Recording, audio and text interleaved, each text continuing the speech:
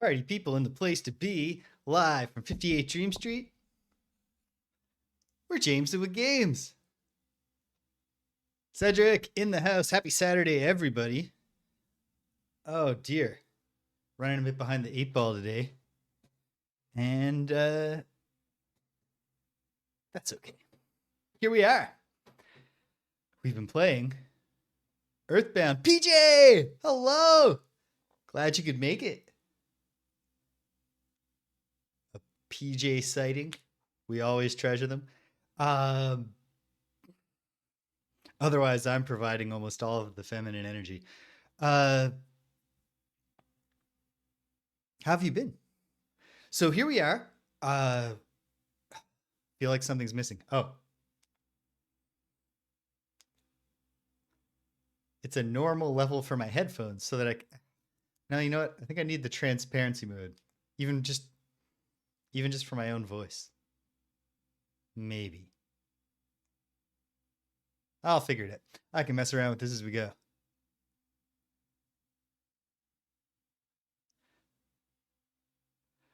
My relationship with Amazon is okay right now. They gave me a Twitch payout, which happens every now and then. And they been ordering cheap drag stuff. And they've been successfully delivering it. So cool. They here's one thing. And I'm sure that there are lots of actual benefits to having Prime as a subscription, including access to the Prime streaming service. But I don't have Prime personally. And I was making an order for some items. And the options were like, you could pay $20 for shipping and it'll be there on Monday, April 20th. Or you could get Prime shipping and it'll be there on Friday, April 17th. Or you could have the free shipping and it'll be there on Sunday, April 19th. It's like, okay. So I could pay a whole lot of money and actually wait longer than if I get the free option. And then I could pay a bit of money to come faster.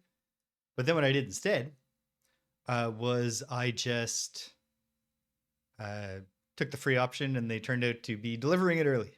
So it's coming today. So that's a terribly uninteresting story.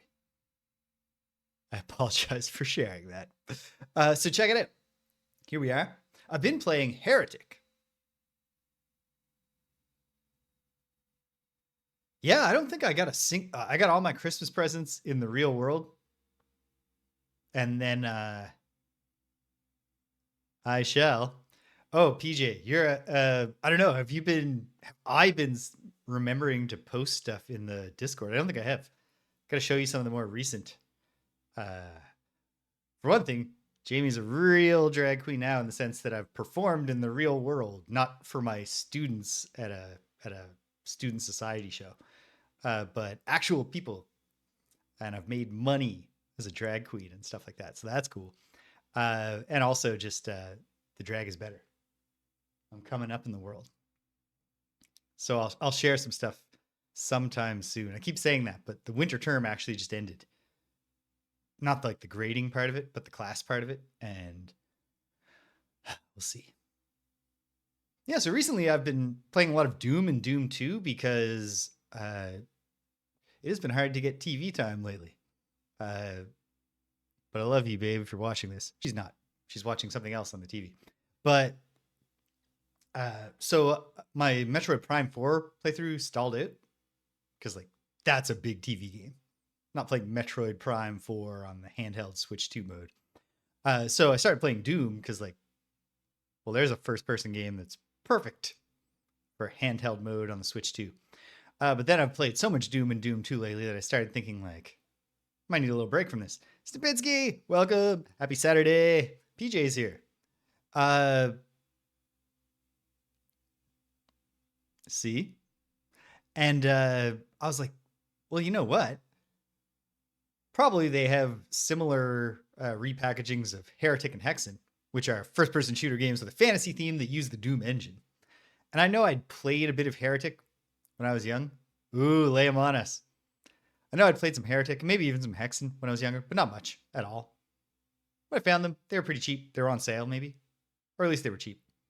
And I had eShop money. So I bought it. I've been playing it. It's pretty cool. I don't know much more to say about it. Greg and I finally played Double Dragon Revive. Ooh, it's every bit as... Maybe not every bit as bad as I was expecting, because like I'm not sure exactly how bad I even was expecting. But I did not like it. I didn't enjoy it. There's no great recent Double Dragon game. Double Dragon Gaiden's a pretty good game. It doesn't really feel like Double Dragon. 2 sessions? Yes! You were telling me that.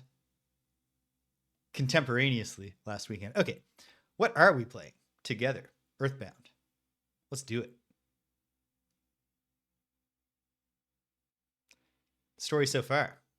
For anyone who's new, well, what's the story?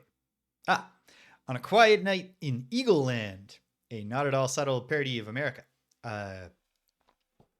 the sleepy town of Onette was victim to a meteor crash, and an intrepid young boy named Ness went to investigate the crash near his home. And when he got there, a talking bumblebee named Buzz told him, "Hey, I've come back from the future to let you know that in 10 years, an alien entity known as Gigas will have completely destroyed your world. Your society and civilization will have had to downfall. And Gigas is already present on Earth, and his influence grows. And only you can stop him, Ness, because did you know that you have psychic powers?" And then Buzz gets swatted by the neighbor lady. And with only that information and a magical item called the Sound Stone that he was given. Oh, whoops. I wasn't sure what the game would do. You changed the windows last time. When you start it up, does it assume you want to see the windows of whichever save file was last playing? I guess it does. So switch to banana here. Yeah. And then Ness sets off. Okay, anyone watching later on video on demand, Stupinski's message starts. Okay, so the players assembled, and now you can see the rest of it.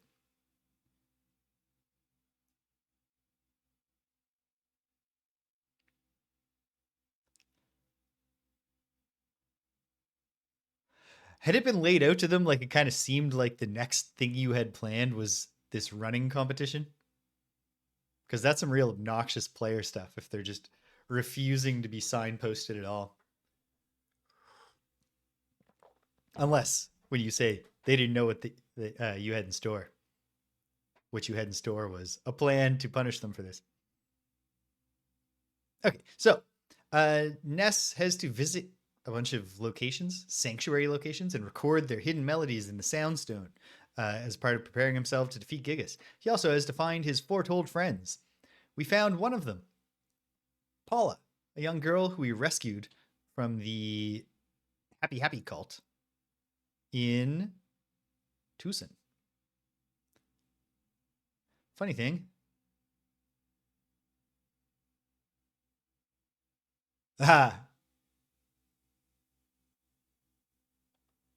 So it was their plan that they wound up backing out on.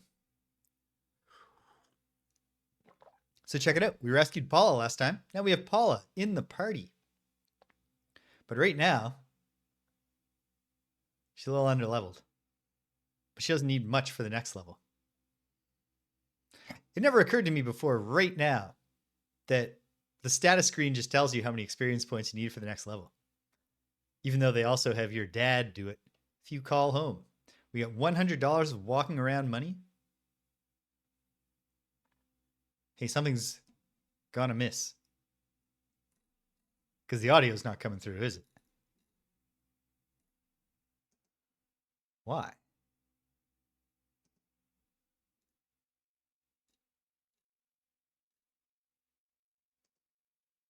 Found out why.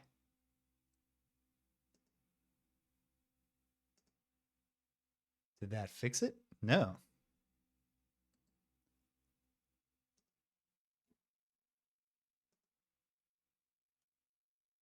But it should have. Yeah, it's not important. You can have just as much fun playing Silent EarthBound. Why is this happening, though?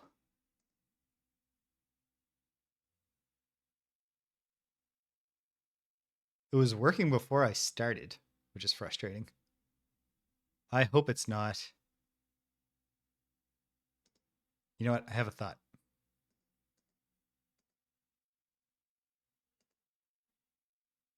That thought didn't work.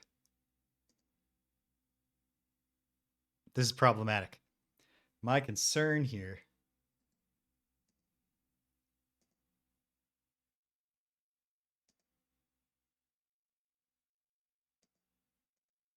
is that... Well, I mean, you can see what my concern is. We're not getting the audio. Why am I getting the audio, though? I can hear the audio, and I'm hearing it through a monitor filter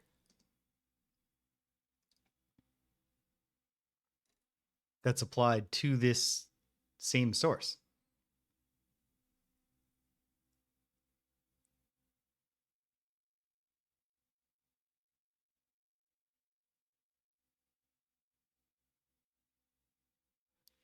I understand your sentence, your message, Stimpinski, but that's a funny modifier pile up at the end. The god of the sea that fed the poor during a siege with fish. A saint of the god of the sea that fed the poor during a siege with fish. Like, fed the poor with fish during a siege. But was it the saint or was it the god of the sea? No, I think I think I actually understand, but okay.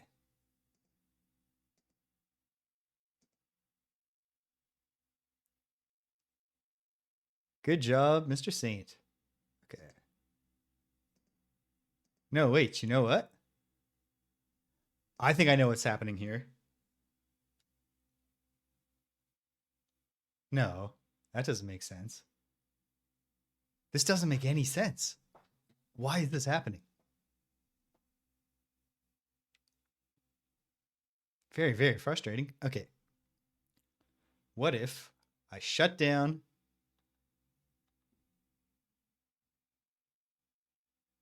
and turn it back on?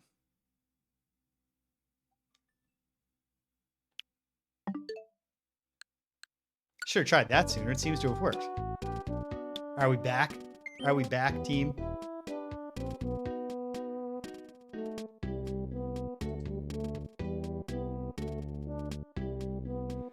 All right. Bizarre, but fine.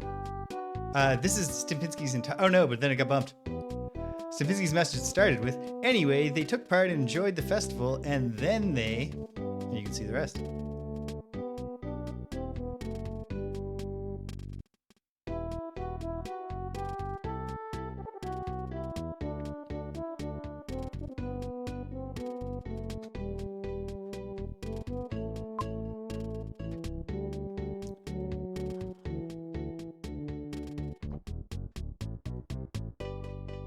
Festivals and tournaments and fighting arenas are such great staple RPG adventure hooks.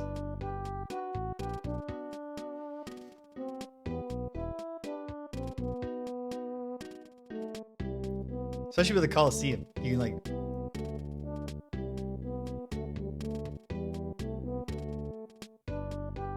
The route... Hold on. Wait, no. Obviously, the captain is asking for fencing instruction from the elf.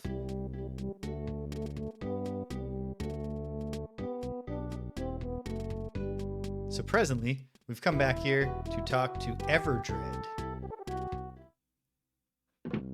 the friendly, seedy gangster tough guy. First, you must take her to her parents. They're really worried. I also have something to give you, so be sure to come back here. Promise? All right. So Paula was kidnapped, so yes.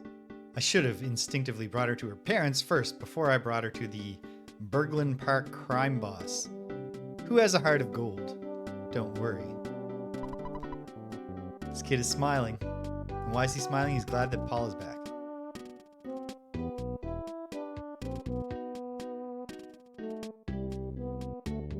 Okay.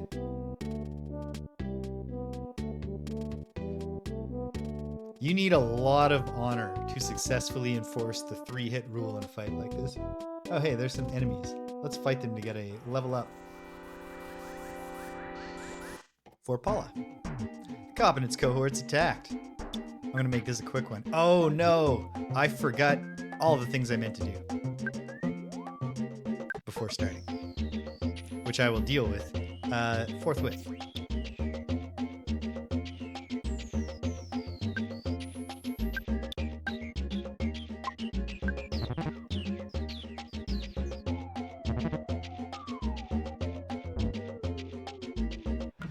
I gotta interrupt with a question, Stupinski. Who won? Oh, you said the elf won. So the elf won the duel. And then the captain was like, okay, you can win a 3-hit duel. But what about a duel where you have to kill me to win? That's bold. We won. Ness and Paula gained 47 experience each. Paula's level 7. Offense up 1. Guts up 1. IQ up 1. Maximum hit points up 1. Maximum psychic points up 5. Excellent.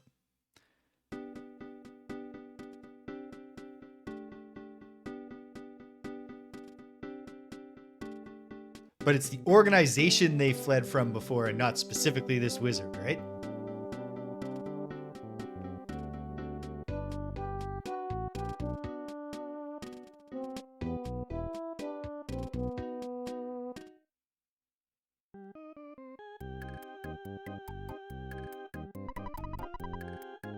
Okay.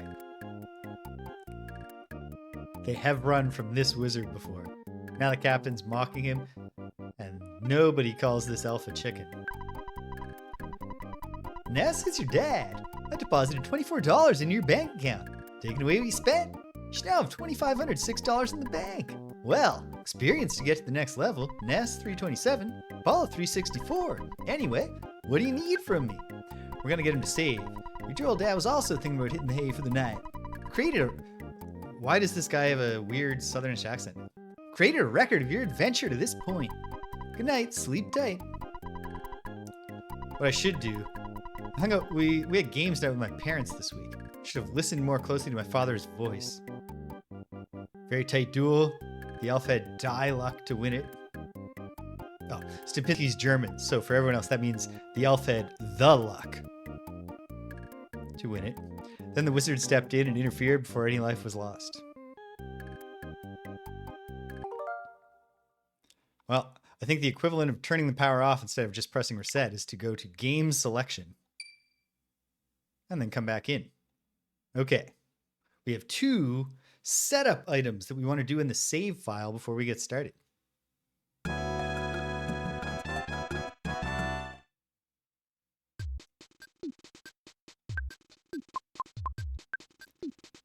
Text speed, we're going to crank up to fast.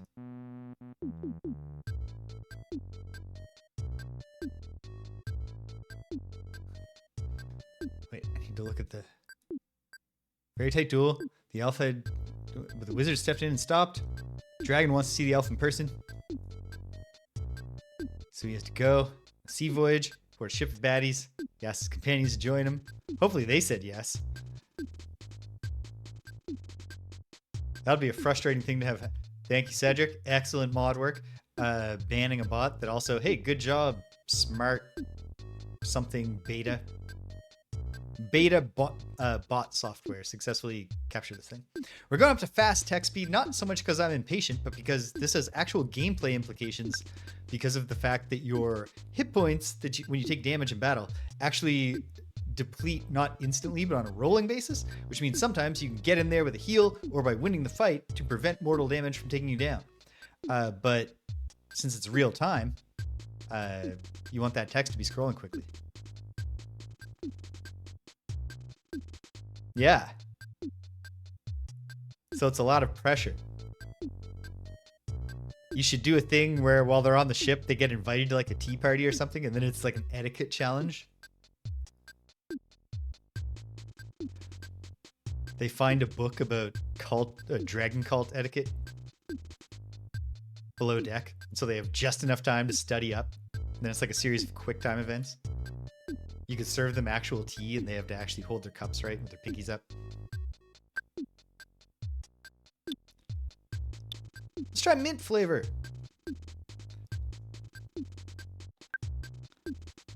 I've never done this before. This is only my second ever experience playing this game with alternate window frames.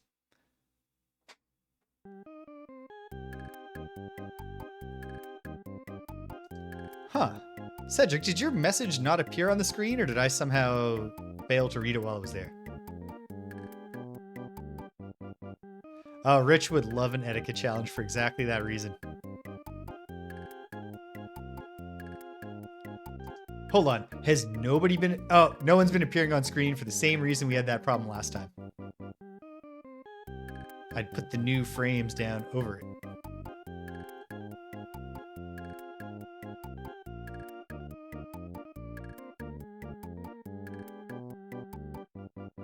Okay. In the immortal words of a dear friend of the Friday Night Frosthaven crew, Martin, there haven't really been many technical difficulties so far. These are mostly just human error. Okay. Now we're on a roll. Only 35 minutes after I'd intended to get started. We're playing the game. We have the mint, the nice soothing, cool stream frames up. I have not done the thing where I realized I haven't done any improved graphic editing.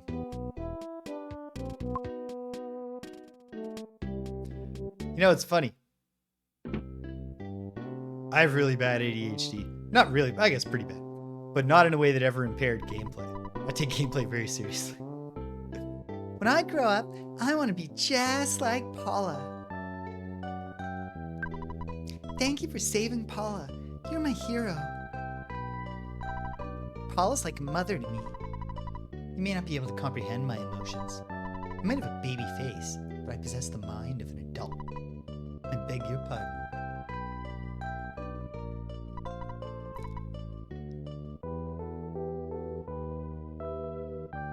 Ooh, that sounds reminiscent of me playing Heretic for the first time. Because the first episode of Heretic is a lot of, maybe not quite villages, but like little areas of stone buildings, and then because it's based on Doom, it's all full of teleporters.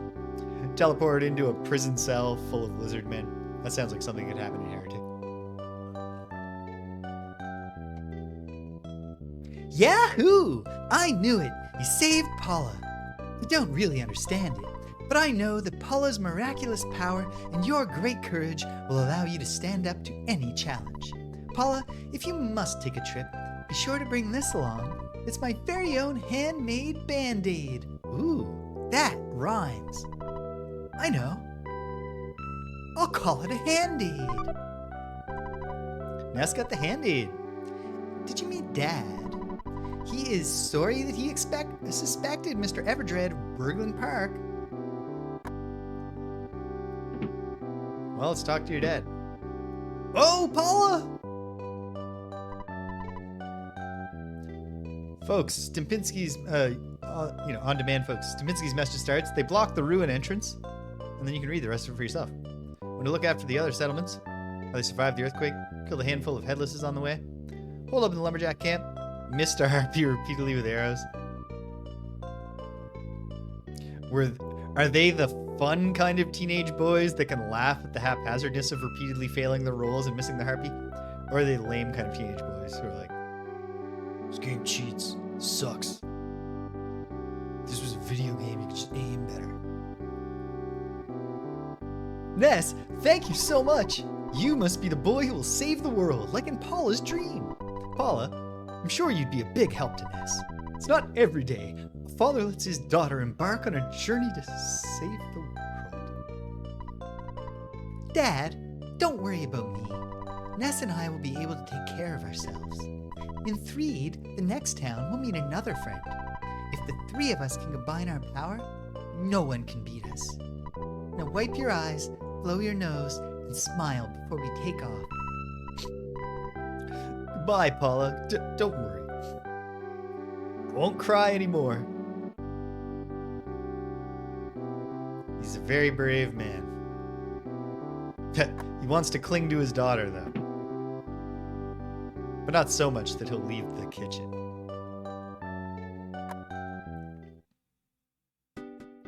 On demand, folks. Starts. Broke a siege on the water mages, and the rest is up to you. Host by 6 gambling goblins outside the magic protection sphere. Wait. Broke a siege on the water hose. 6 gambling goblins. Can't follow that part. 6 gambling goblins were doing a siege of the water mage's house. Something. Free the exhausted mage. Oh, okay. There. Never mind. I just had to read the end of the sentence. Escorted him back to the main village. Hello, Ness? Everdread's looking for you. He's got something for you. Oh no. I didn't realize the crazy bag lady. The cranky lady. Here's the cranky lady's opening attack. She does have a big grin on her face.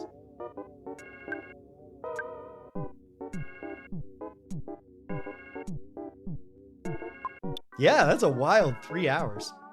Let's see what we get out of the prey, because I think Ness has the fight under control. Very subtle light engulfed us, and we healed. Cool. Prey is a possibly experience a minor effect ability.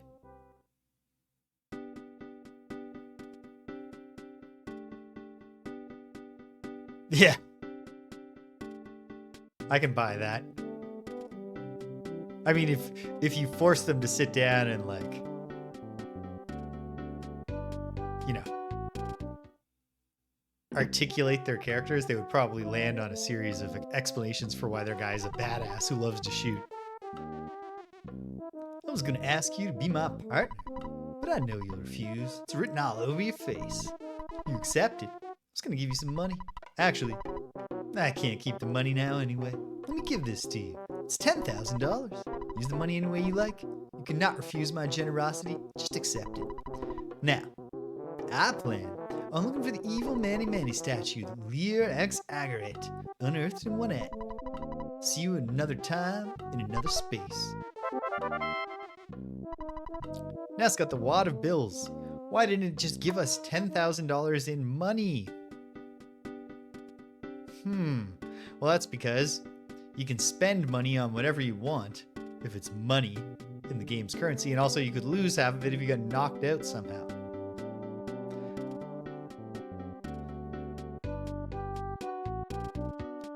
Oh my goodness. The thing is, every time I've said it, I've been like, I can tell this is a joke name. But I'm not saying, like, it's only just now that I realized it's Liar Exaggerate. It's a great name. It's a tremendous name. I'm pretty sure he turns out to be telling the truth that he unearthed the Manny Manny statue. So,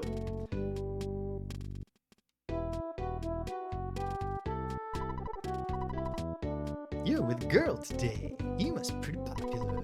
How about introducing her to my bandmate? It's right there. Hey, buddy. Hey, you came with Paula. And you deserve a present, playboy. Here's a backstage pass. You can get into our shows with this. Paula got the backstage pass. Sweet. So, one of the oddities of doing a playthrough, not of a game that's new to me like I usually do, but of a game that is very deeply familiar to me, especially, you know, the early stages, which, like, I've played the whole game probably like 4 times in my life, but I've played through, like,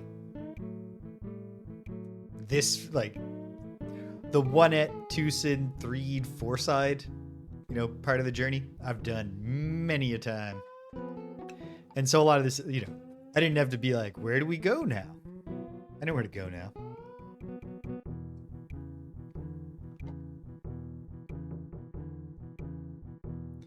I feel like the 6 gambling goblins, their name encodes what you need to do to get the backstage pass for their concert. And it doesn't have to do with having a lady in your party. It's all about, you know, winning a gambling minigame. My favorite form of gating progress in an RPG. Hello, please present your ticket. Oh, right. This is not a game Let's just kind of automatically do this shit for you. Here you go, hurry! You're just in time to see the Runaway Five show. I think that's a good way to do it. Keep giving them what they want, but slowly layer in more. Make the fighting and stuff more complicated first, because that's obviously what's engaging them. But eventually, they show up and you surprise them with a session that's like a whole lot of combat, or not combat. I said the exact opposite of what I meant. A whole lot of something. We might finally be having in-person D&D for the first time since October, after a series of November, December, January, February, March, and April, because this is our second attempt in April.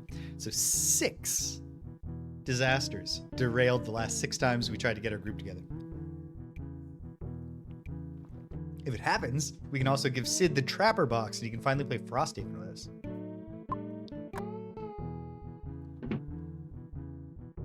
And here we are, we're into the show. Hey, you kids. How did you get tickets? What are you? The owner's kids or something? I came here because it's tough to get in, but kind of disappointed. No good-looking waitresses.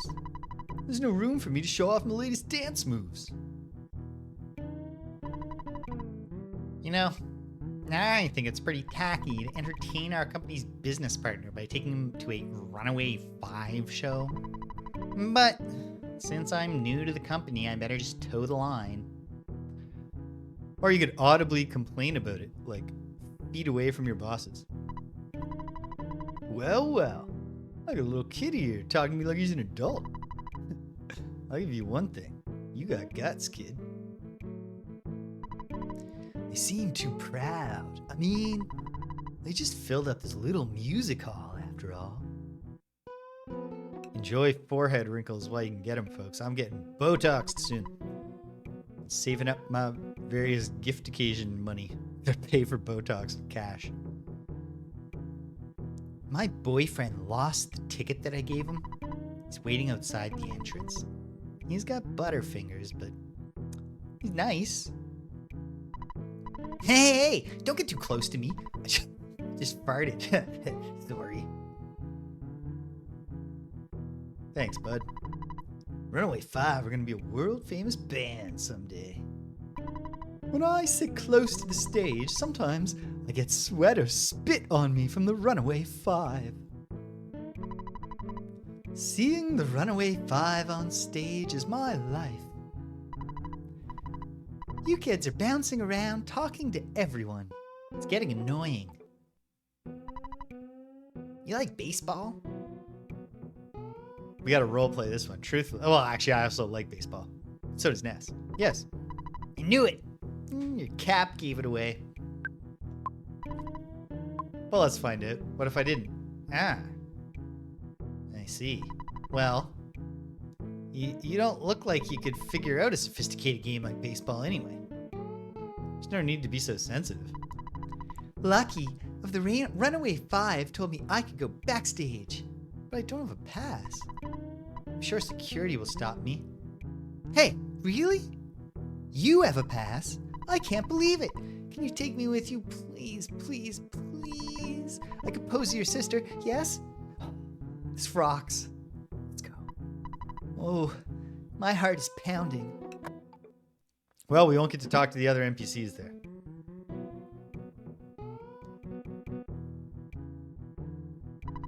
I'm so excited. I might just wet myself. My heart's going pitter-patter.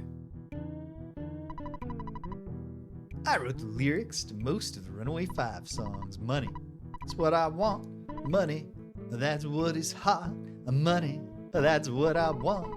Money is what we ain't got. Said freedom, freedom, freedom is what we've really sought. Amazing. I'm sure your saxophone solos are great though. Hey, you get to see our show, you lucky kid. Hope you pay attention. I want some bread. I need the coinage. I want more dough all the time. And then our lead singers for the Runaway Five. Odd band setup. They have a drummer, a saxophonist. That's what he's saying. He's trying to get a piece of this dough. Oh. Yeah, the Runaway Five is a drummer who seems to just play like a marching band snare drum. Actually, I think he has a drum kit when they're on stage. A saxophonist, an upright bassist, and two singers who are kind of loosely the Blues Brothers. Well, yeah, in the old days, there was lots of dancers and acts at this theater. Except now, we're the only act playing here. We've even gone into debt here, so we're pretty near stuck, yuck. Folks at Twoson will enjoy the Runaway Five show for quite a few years, looks like to me.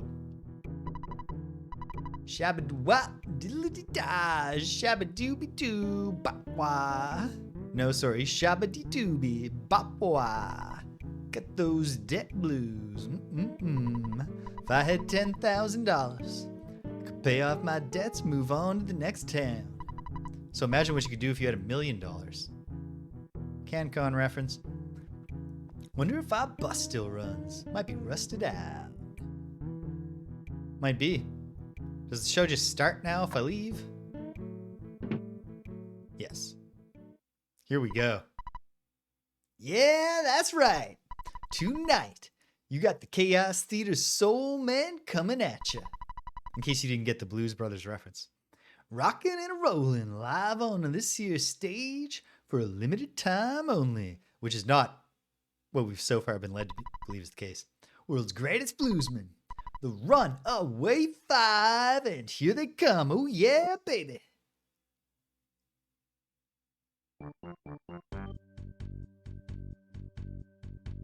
So then when they come on stage, there's 6 of them.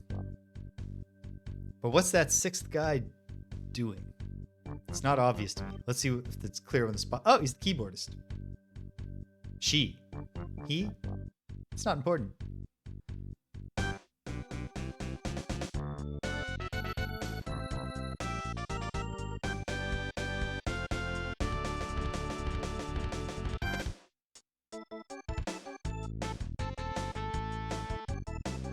One thing that this musical scene does not have that the other famous Super Famicom or Super Nintendo Entertainment System JRPG musical scene, the opera in Final Fantasy VI does have, is there's nothing for the voices. Like they're not,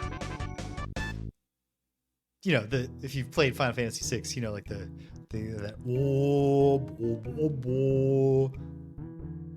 and it plays while it shows you the lyrics. You could imagine it like singing in your head.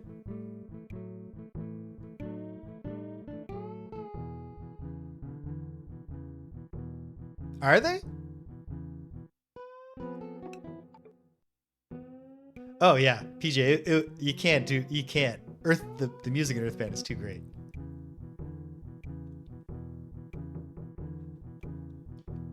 Are they back outside now?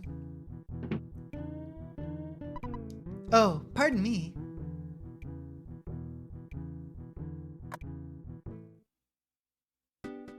Okay. I get you. I couldn't call it to mind immediately, and it was semi-plausible to me that in the Wild West of the old days, they might have been like, yeah, we can probably just take that song and put it in our Super Nintendo Entertainment System RPG. Pictures taken instantaneously.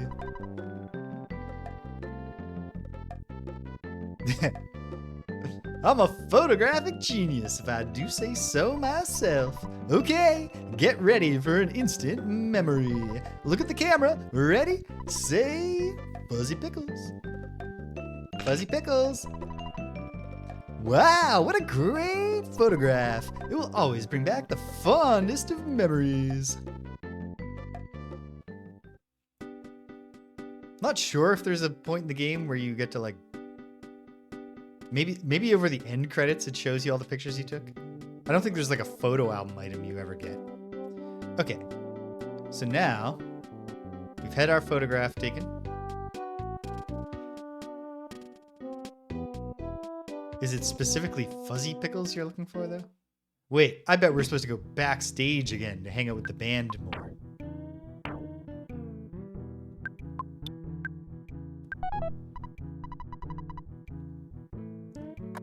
Wait, have I tripped the sequence and now we have to do it again? Yep. Yeah, the fuzzy one's less appealing. La la me me. I'm tone deaf. My daughter brought me here. Follow me.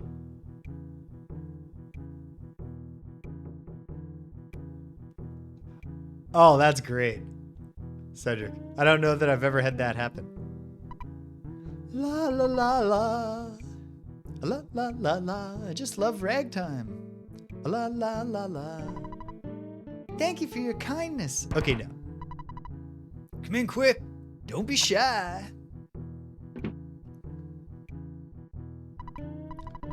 Mr. Poochie Fudd, the manager, is looking for you. I wonder what he wants. So, what do you think? You want to see one more show? Not right now. So, a sound is too much for you, right? I figured as much. Cash, that's what I want. Cash, that's what is hot. Cash, that's what I want. Hey, just made up a new song. I didn't make a spectacle of myself, did I? No regrets on those frets. I remember I saw a jazz hip hop fusion band once, specifically Bad Bad Not Good, and they had a thing they were working on, and because they're a jazz fusion group, they were just gonna fuck around on the stage for like the next few minutes.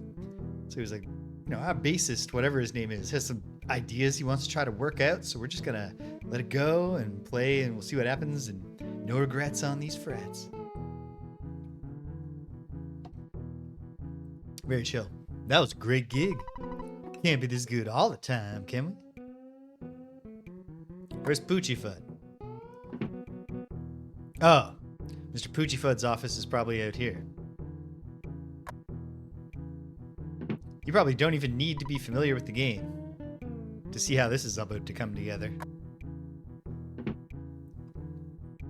We can't get through the tunnel to Threed because there's too many ghosts. We cannot... the Runaway Five can't leave this place because they are in deep debt. The Runaway Five have a bus. Maybe their bus can get to Threed, but they can't leave. We just got a wad of bills that doesn't count as regular in-game money. Runaway Five owe me a lot of money. I'll stay here till they pay me back. You might be here for 100 years, unless you decide to pay off their debt. Will this wad of bills cover it, sir? Excuse me? What's that you got there? Let me take a real close look.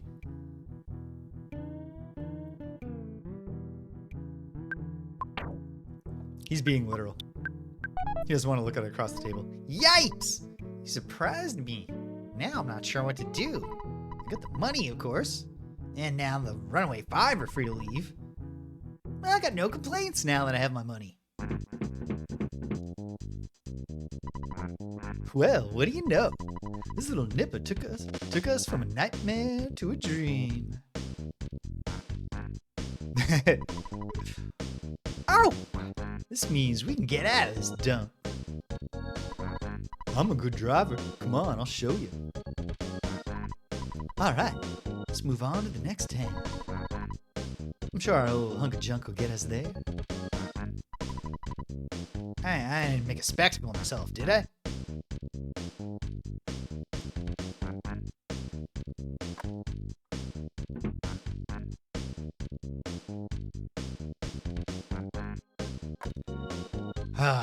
I briefly started watching...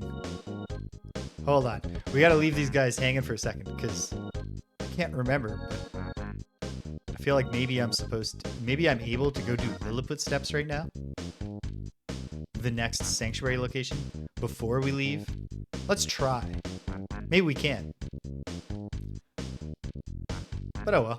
We might as well explore. No need to be put on rails.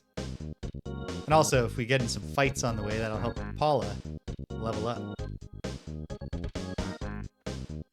Boom, boom, boom, boom, boom.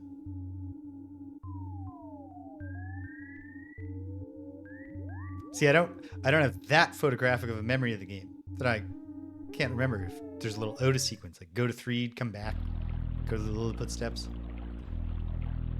Find out, I suppose. It's not as long of a walk now, too. Once we help the cultists of Happy Happy Valley wake up, they fix the bridge.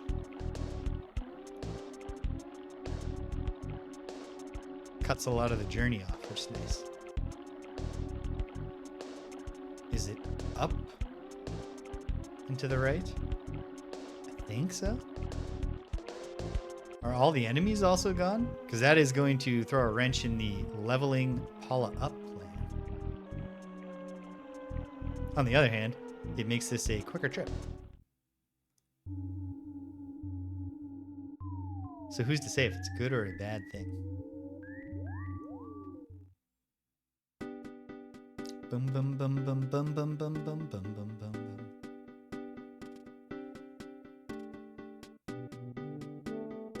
Won't take us long to find it. Happy Happy Village goes back to just an ordinary happy place. Oh, if all the enemies disappeared from this part,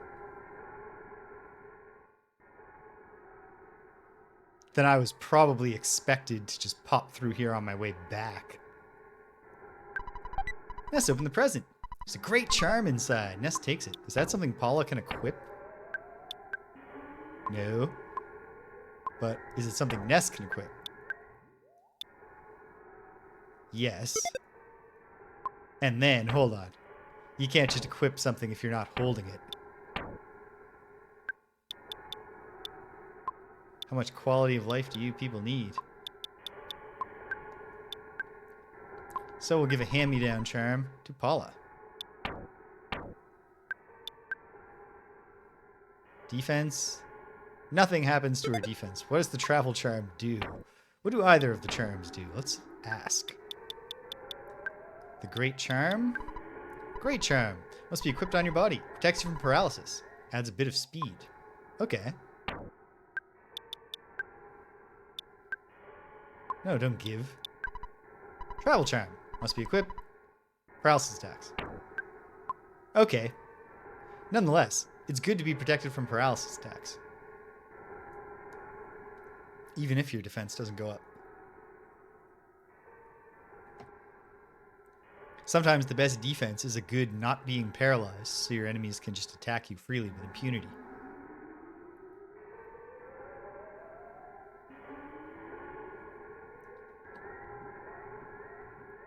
We're, might not be tomorrow, depending on how long it takes to finally actually complete the Suikoden 2 epilogue.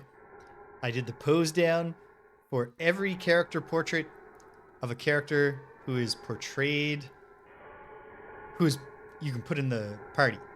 I'm gonna have to take a half hour or so to download all the pictures of the rest of them to get set up to do them. We'll do that next time, tomorrow. And whenever that finishes, if it finishes early enough, then tomorrow we can move on to the next thing. Otherwise, it's next week. But finally, we're getting some adventure gaming back here at 58 Dream Street after a little break. And not only that, oh my goodness, doing such a bad job of navigating to that specific present. Not only that, but then this is the way to the present.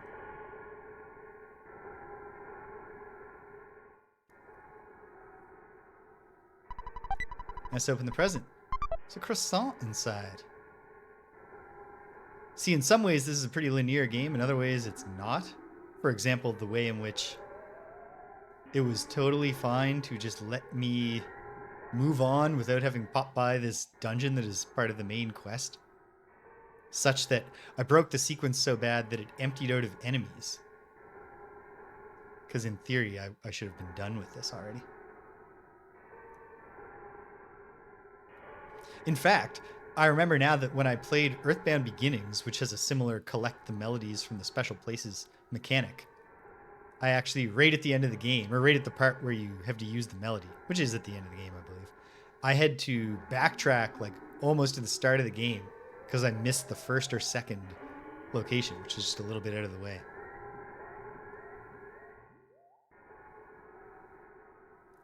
EarthBound Beginnings, or Mother, as it was originally called, of course, has a lot of charms.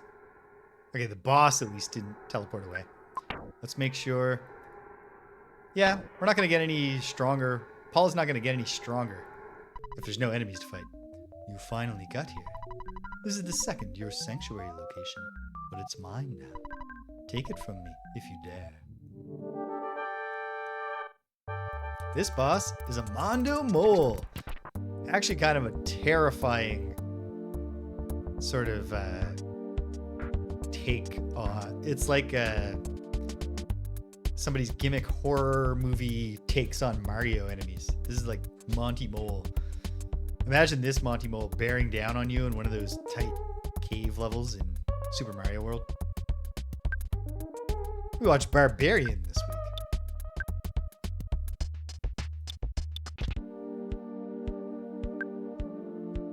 Paula, give yourself a PSI shield.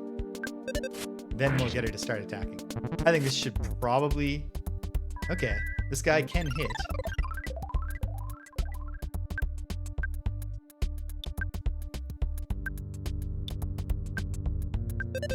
Nice attacks. 41 damage.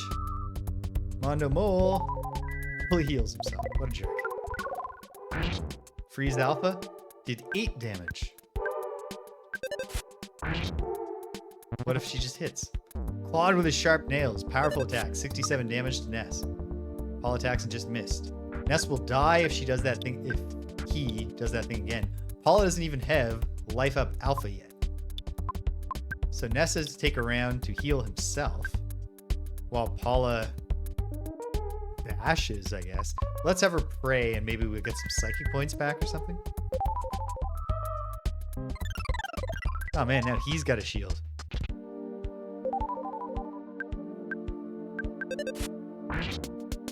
$42 damage.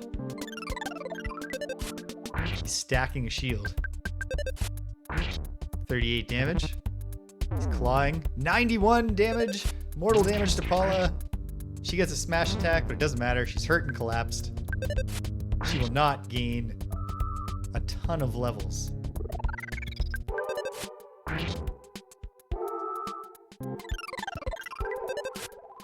At the end of this fight. If I lose, come back with a teddy bear.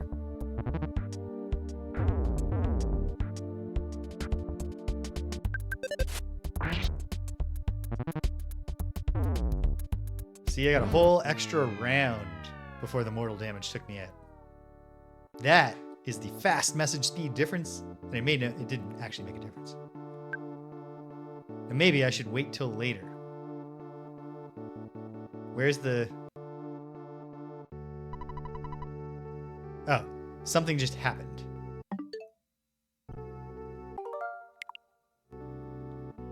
Within the game. It's...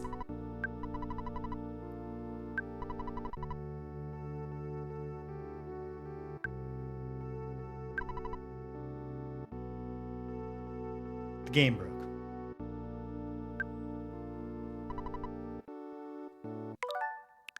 Can we rewind to before it broke? Yes. I'm not going to use the rewind feature for any other purpose. But if I can rewind to before the fight...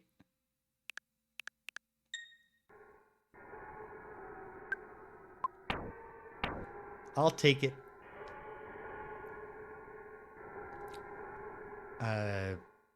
Let's just do the fight again. See what happens. Nothing different, but I'm mainly just curious if it'll not lock up in a weird, not even locked up way, because you would hear a menu click when I was pressing A, but nothing was happening.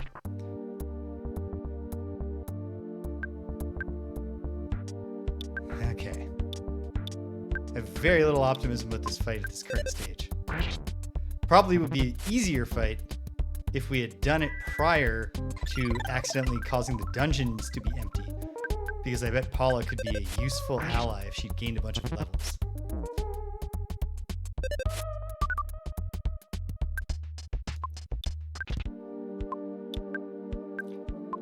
Paula heal herself with goods?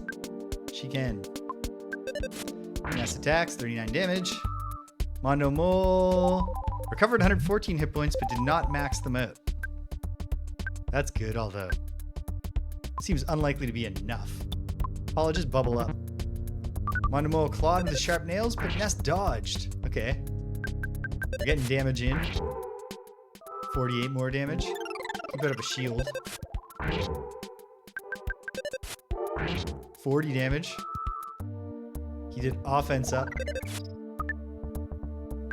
We'll have Paula go back to defending. 41 damage. He's stacking offense up. I have no notion of how many hit points this guy has. Or anything.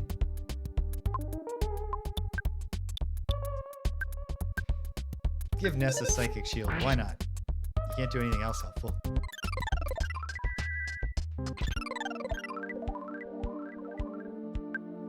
Ness bash.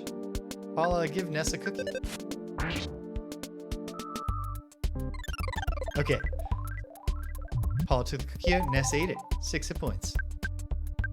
If we just get incredible random number generator luck and the Mondo Mole doesn't even try to beat us, I'll take it. That's what the game owes me after locking up. For as far as I can definitely recall, the first time I ever saw it happen in my whole life. 142 damage to Mondo Mole. And he healed back to the point that it was like I hit him with a normal attack back then. That's not bad. Then he does it again. 85 more hit points. Well, he's treading water. He's at the exact point he was before he did 2 life up alphas, basically. And now he's worse off. Now he's ahead. So we gotta hope he's running out of his psychic points. Meanwhile, Paula, you give Ness that croissant. Just be prepared for when he goes back on the attack. Mondo Mole tore into you. 89 hit points of mortal damage to Paula. And then she's got the croissant that could save her in her hand. And Ness snatches it from her and eats it.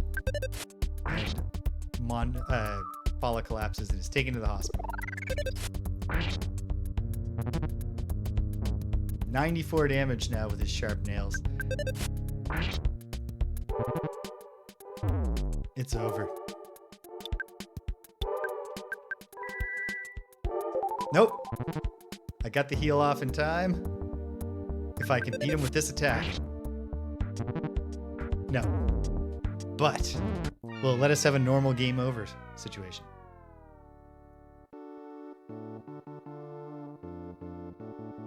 No.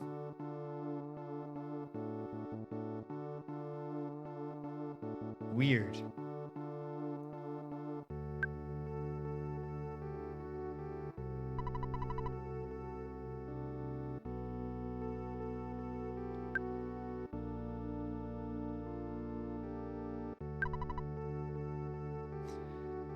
All right.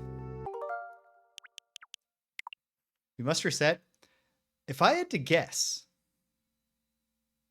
Oh God, I didn't save after a bunch of shit that we now have to do again. That's fine.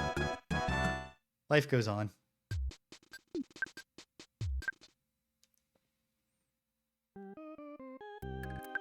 Do we have the wad of bills yet? We don't. All right. I'm not going to read all the dialogue this time. We'll get through it quicker.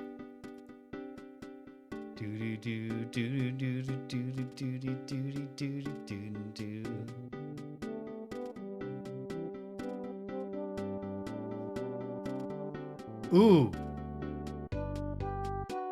Yes, because I was going to say, if I had to guess, maybe what broke it, the same thing that causes it to empty out, makes it so that like that boss battle now exists like out of time. You know what I mean? So we're going to do 2 things here. Nope, I take it back. Just 1. We're going to make our way, hopefully, through enemy-infested territory. That's a positive sign. Oh, we actually have to go to the fight. Yeah, and I think that is probably the root cause of the lockup. So, I was praising the game for letting you do things out of order. But maybe the game doesn't want things to be that out of order. There's no point in no, there is a point. Whimsy. Psychic Butterfly restores your psychic points, and we're at max, so there's no point in that sense.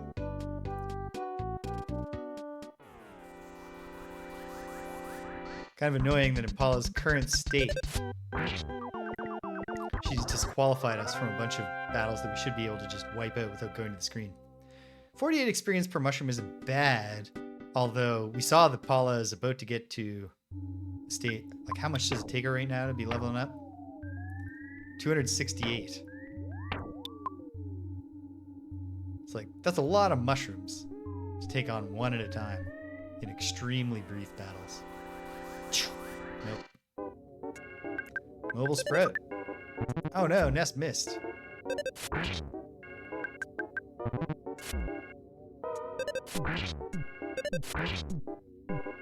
Maybe Paula would manage to do that one all on her own.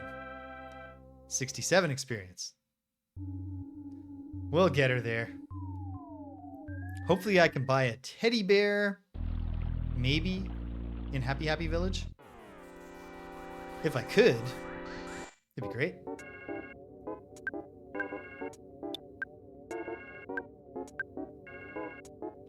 Fire to the front row. So unlike... while these are obviously battles inspired by Dragon Quest, they're different in some ways. In a Dragon Quest, it's usually the equivalent of fire, which in this is a row attack because there's like positioning. In Dragon Quest, that's usually a attack all of a group of enemies, and certain sets of different identical enemies will be grouped together.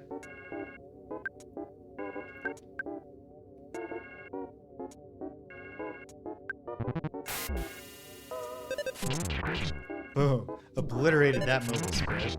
Ooh, good job. Good job, Paula. Getting a smash attack. Not taking much damage here, which is nice. And we got a bunch of experience. Oh, baby. Ness's offense went up 6. Defense up 2. Speed up 2. Guts up 2. IQ up 2. Luck up 2. Hit points up. Maximum hit points up 2. This rocks. Maximum psych points went up by 8. Ness realized the power of life up beta, which, unlike every other alpha beta naming system you've ever heard, beta is better than alpha. Paula's level is now 8. Oh, baby. It's believed that multiples of 4, levels in multiples of 4 are more likely to have the big stack gains. Oh, baby. Offense went up by 3. Defense went up by 1. Speed up 2. Guts up 1. Luck up 2. Maximum hit points up 1. Maximum psychic points up 2. Paula realized the power of PSI Thunder Alpha. Or PK Thunder Alpha, as you might, if you've ever played Smash Bros, you probably realize it was originally called.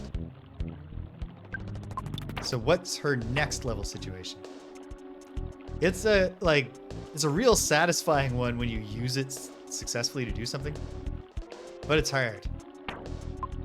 I always loved playing as Ness in original Smash Bros, especially because before Smash Bros was loaded with much more obscure characters and like characters from other game series and stuff, I thought it was particularly cool just to be like, oh hey, EarthBound, like that's a game that I personally know more than other people might. And you wouldn't necessarily expect Ness to make the roster when there are only 12 Nintendo characters in this game. You know what? It just occurred to me. There's a real risk to what I'm doing. Uh-oh. There. We were testing. Ness suddenly thought about his mom.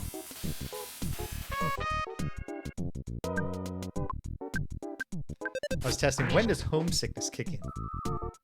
And, oh. Turns out it's after a while. It's actually not terrible. If we killed the territorial oak before the mobile sprout, it would do massive damage to us, but the fight wouldn't be over. So we'd actually be in a real bad position.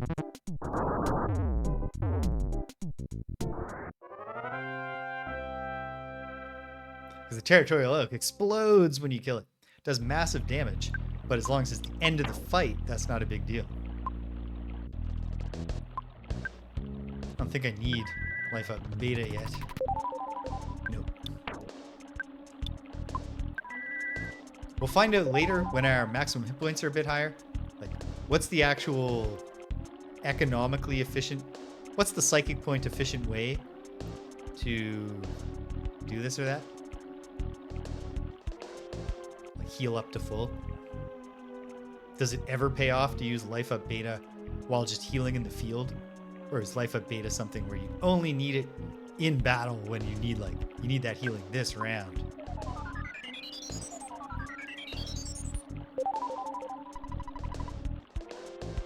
Something I spent a lot of time thinking about when I played Dragon Quest. I spent a lot of time healing up, and a lot of dungeon strategy is all about managing your magic points and your healing items so that you get to the boss in condition to fight it. Boom. Mobile Sprout A. Done. Like dinner. Oh, it's magneting away our psychic points. That's frustrating. I should have let Paula finish off Mobile Sprout B.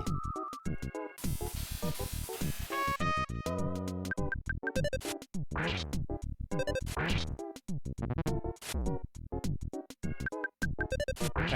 I can tell this is going to go better. We're going to beat the mole, but also I bet we're going to be able to lose the mole without the game freezing. Okay, Paula's level 9. IQ up 1. Maximum hit points up 1. Maximum psychic points up 3. Pitiful level up, Paula. Terrible rolls on that. At least it's not like wizardry, where you can go down. Your stats can decrease when you level up. Yeah, Ness did have a good level up there. That's because he's level 20. We have a cell phone, but it's receiving calls only. So we can't cure Ness's homesickness yet. Fortunately, it's only kicked in once. Oh no! Oh, Paula, I'm sorry. I was too busy thinking about my mom.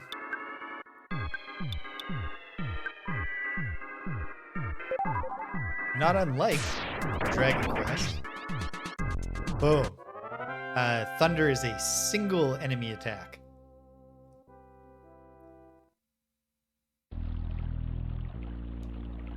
The elemental spells, by the standard ones in Dragon Quest, it goes Frost is a group of enemies attack until you upgrade it enough, and the higher level Frosts are hit everybody, I believe. Fire, there's 2 fire spells. So there's the individual enemy fire attack, Frizzle, and the group of enemies fire attack, Sizzle.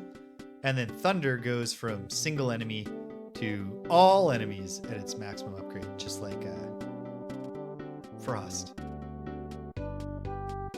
If you were wondering. British, welcome. The Avatar of Eagleland. Speaking of being the Avatar, boy, that season break in the middle of Ultima 7 Part 2 Serpent Isle sure has extended a while. That's okay. I haven't played Diablo 2 since it was current. Oh yeah, British, check it out. PJ's here. Greetings, Ness. Please forgive my lecture earlier. You're now welcome to stay free of charge. Would you like to stay? Yes. Excellent. Make yourself comfortable on your blue sheets. No, I'm just kidding.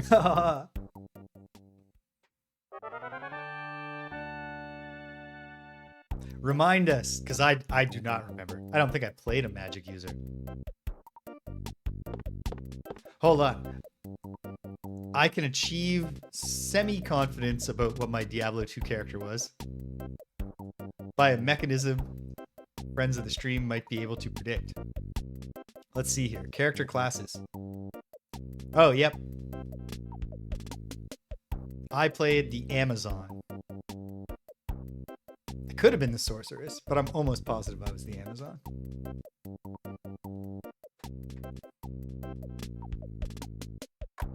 Then when I was 39, I realized I wanted to be a drag queen.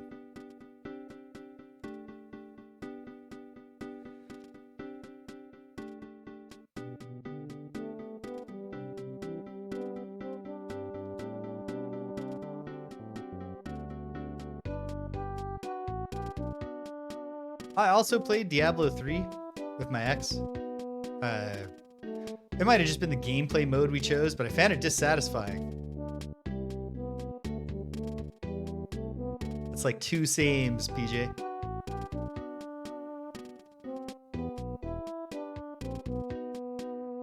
Okay, what am I wandering around here for instead of going and doing the thing? I remember now. I think there's an ATM in the store. There's a store, right? There's a little store. Hold on, is it this? It's inconspicuous. No. We need to, I'm gonna find the store to see if I can buy another teddy bear. A teddy bear would be a very useful item at this stage. Yeah, the thing that disappointed me when we played Diablo 3 was the lack of friction. I remember it had like an option to insta-resurrect on death without any penalty. I'm just like, okay. I guess this is fine. I just remember I played the most Diablo 1 coach co-op on the PlayStation 1 with my buddy. I was the girl character in that game, who I believe is the rogue. And, yeah, 3 was fine, but it was just, like, what I remember was that our choices were hardcore mode, where if you die, your character is deleted, and, baby mode, where you just, like, you defeat every boss by just just pressing the continue button so that no one can ever get knocked out. Okay. Is there no store in Happy Happy Village? I was sure there was. It's fine if there's not. I think a leveled up Paula can compensate. It would be nice to have the teddy bear, though. Is it just an outdoor place? If it is, that means they have no ATM, so I'm in trouble.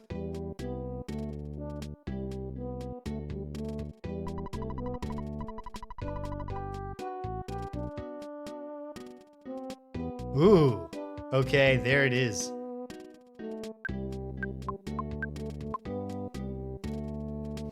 I have no objection to the inclusion of lower friction modes in games for people who don't like the friction.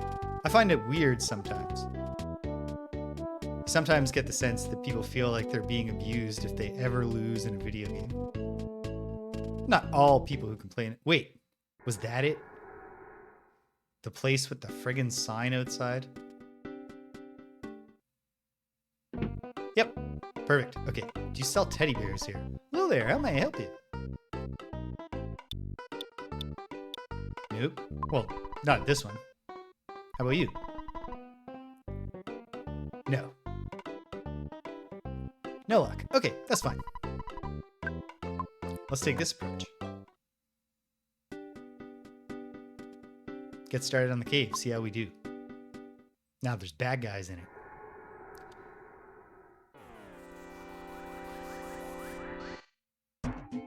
You engage the mole playing rough. I love the attitude on this mole.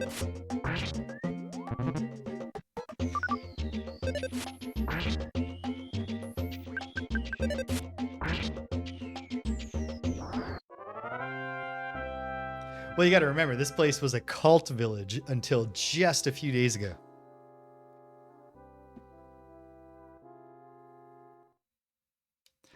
That's what a Supergiant have been great about that, going all the way back to Bastion. The way they do difficulty is like an in-game mechanic of you can take on these additional challenges to engage more rewards. So not only, like, difficulty is not just a difficulty slider. Oh, mole playing rough fell into a problem some weaker enemies have, which is they think about the situation they've gotten themselves in, and it stresses them out so much that they short circuit, and they get the equivalent of the Dragon Quest chills up the spine effect. Wait, I meant to check. Paula will reach level 10 next fight. Pretty much guaranteed no matter what we're fighting.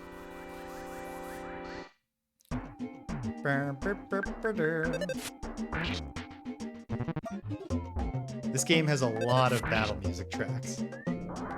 They do not, and trippy backgrounds. In lieu of drawing like a cave background, they were like, we'll keep you entertained. Oh, I didn't read Paula's things, but it was a regular level up. It wasn't a multiple of 4. There was nothing exciting. She didn't learn anything new. It's fine. Hey, a bat. And it looks a lot like a Drakey. Classic drag. Oh. It looked like a mini Drakey on the map. It looks very much just like a bat. Mr. Batty sized up the situation. He feels a little strange. So he loses one turn when he starts feeling strange. Which works for us. Gain some experience. Going bowling tonight. So that's exciting. The last time I went bowling, I was in full drag. I will not be in full drag tonight. Although I will be in a full complement of drag queens. Because we're going bowling with the rest of the house. Oh no. Ness's body solidified. But then he was able to move. Because it's the... Uh-oh. So the bat's trick is it cuddles up to you and then you're off put. But if he stops and thinks, then he's self-conscious. He's like, oh no. You know, do I make people uncomfortable? I'm so awkward. I gotta let them come to me. And then he freezes up and then you bash him. Then he comes back to normal.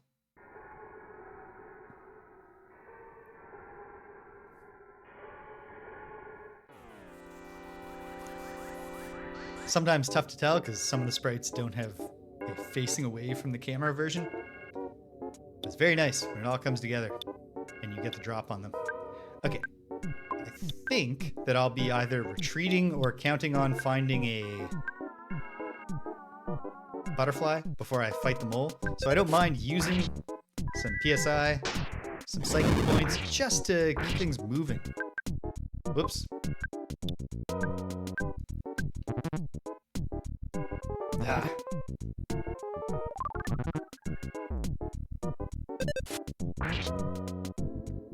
There are definitely cute bat species. Also, I find a lot of, particularly with mammals, a lot of the species of mammal that, like, if you encountered them, you know, raw, a wild one, you might be off-put. Once domesticated, become endearing. You know, like mice. I've never seen a mouse in the real world that didn't at least gross me out a little. Oh, actually, field mice I've seen that were kind of cute in the real world.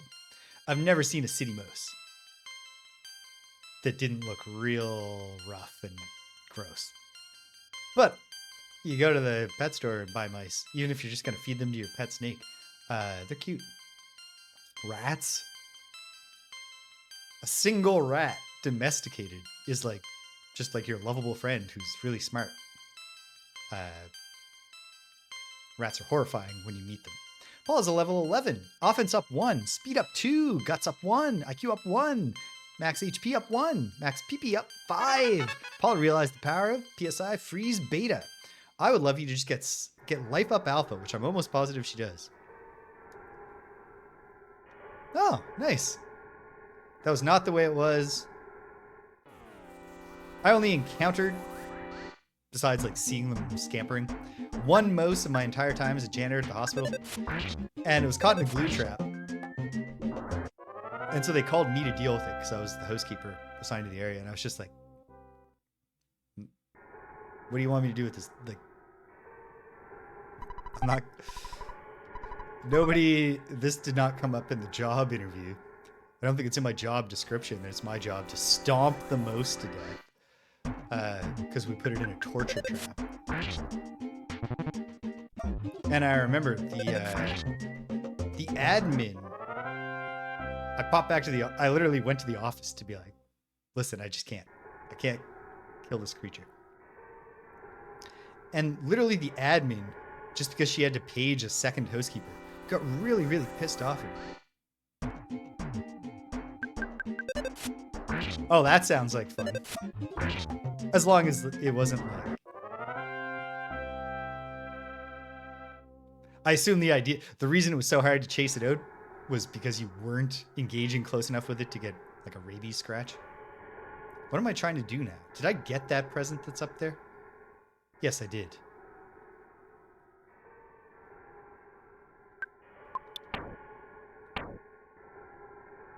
Oh, I should have fixed Ness's homesickness, although it's not impairing us all that much.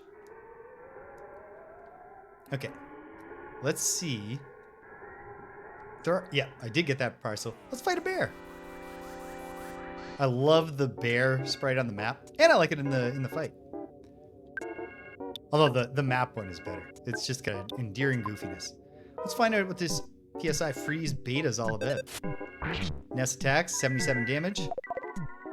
By comparison, 210. In theory, PJ, they should have learned a lesson here. We'll see.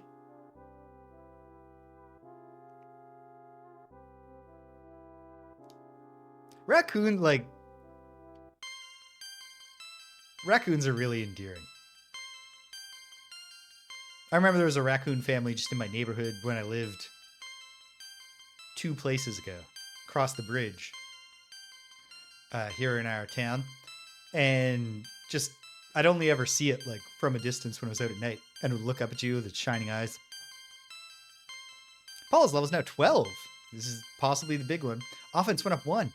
Defense up 2. Speed up 1. Guts up 1. Come on, say oh baby. Vitality went up 1. IQ up 1. Luck went up 2. Maximum hit points went up 9. Maximum psychic points up 5. I mean, that was good, but there was no specifically real great one. And she didn't get life up alpha, which would really be a difference maker.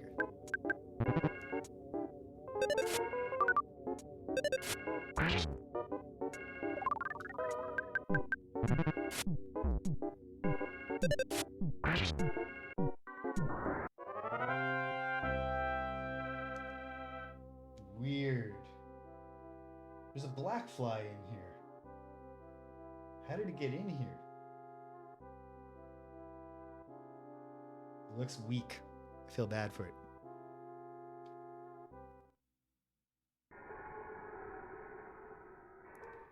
I love the way the raccoons, the like shocked look up at you that you get when you spot them from anywhere. Where they're kind of like sizing it. There's the, what's he gonna do? What's gonna happen now? They're not immediate fleers, even if they may not want to be caught.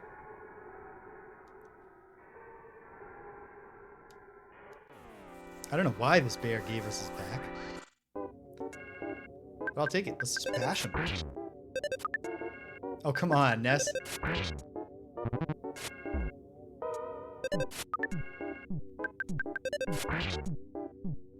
Oh, no. Oh, thank goodness. This seems wasteful. Ah, whatever. We're retreating right now. I'll remember to heal up this time. He won. 305 experience.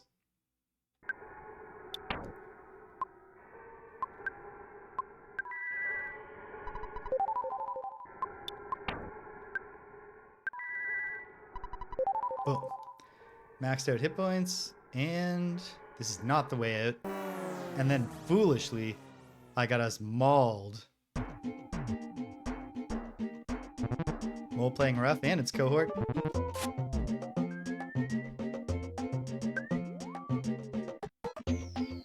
Wow. Which I assume, I hope, you're doing with gloves on. Ha! The mole playing rough sized up the situation and didn't work. So he wasted his turn, but then he didn't get stunned. Homesickness is becoming a problem. But we're gonna fix that once we get out of this cave.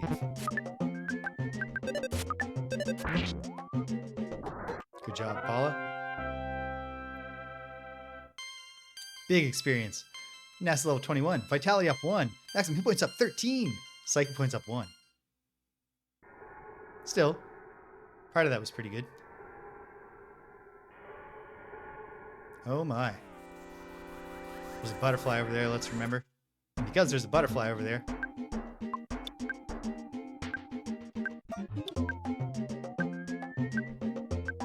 Let's hit him. Rockin' Alpha is okay. It hits everyone. So I guess in that sense, it costs more than Fire Alpha, but it has the potential to hit more enemies. And then they do roughly equivalent amounts of damage. Boom. And we're done. Very good. 761 experience. Paula's level is now 13. Offense up 1. HP up 3. Yeah, you really want those every 4th level up. Might as well max out Ness, even though he's close to maxed out. Ah! Butterfly tried to get away from me. Boom. And we're relaxed.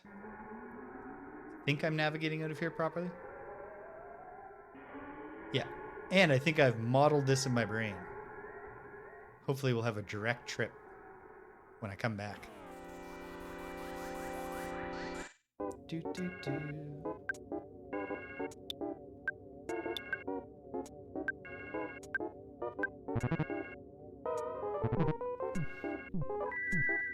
Okay, things are going well.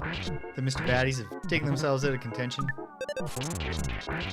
We bashed the mole, and we're ready to just get to town bashing. Yeah. Yeah, what, like, I assume what we're supposed to imagine is just you run down to the butterfly and then it's like fluttering around you and just like relaxing you.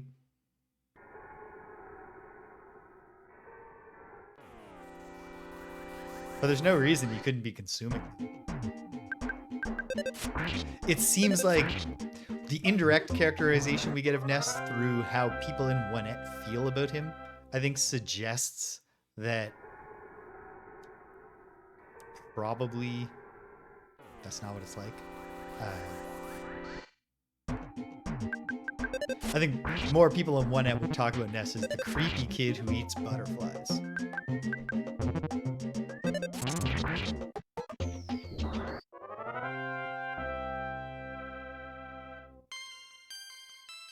$14, speed up 1, max hit points up 1, maximum psych points up 1.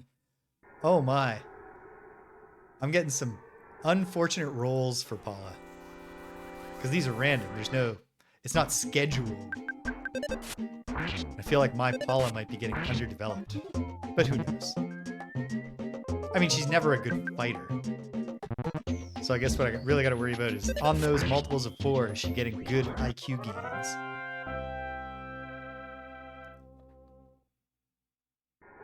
At this point, keeping in mind we just got 228 experience.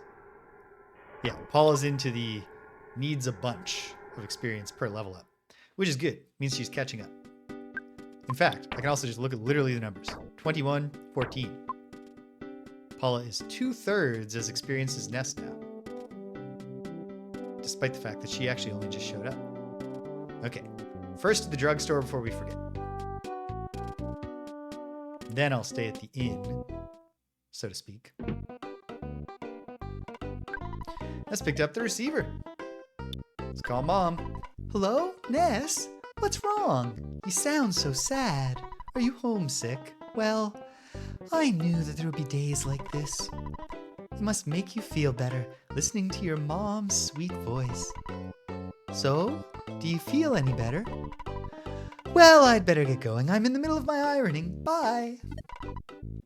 Oh, here's a great text message conversation my mother and I had recently.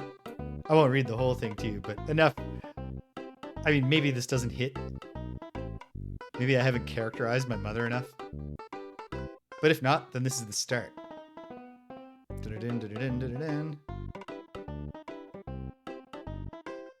Okay, went to my show. Had my March show, Gaga Fest, on March 28th. And then my mom texts me on the 30th and says, "How did your show go the other day? Sorry, I meant to text Sunday, but I got distracted by a visit from my aunt." And I texted her back and I said a whole bunch of stuff, which I won't read the whole thing, but there's a whole paragraph describing the, how much fun I had and the experience and all this. And then I said, and the hardest part though was the nails, because Jocelyn Towers, my drag mother, made me a crazy long set of acrylic nails like they wear, and I wasn't mentally prepared for it. I said, they're so hard to do anything in. And then my mom texted back, then don't wear them. Good night, sleep tight. No, don't need to follow up. No follow-up questions. The conversation is over now, son. I asked you about your thing. Ness got over being homesick. Let's call Dad. Ness, it's your dad. I deposited $1,209 into your bank account. Taken away what you spent. You should now have 3,715 in the bank. Well, experience to get to the next level, Ness. 2946. For Paula, it's 1772. Anyway, what do you need from me? Write things down, Dad? All done. Your dear old dad was also thinking about hitting the hay for the night. I've created a record of your adventure to this point. Good night, sleep tight. I'll be continuing. Ness, you like to work hard, just like your mother. But I don't think it's good to work too hard. And then click, he's back to work. Ness's parents are kind of funny. Like, I don't think we're supposed to regard them as bad parents. But they do both kind of blow him off a lot. Whoops, this is not where I'm going.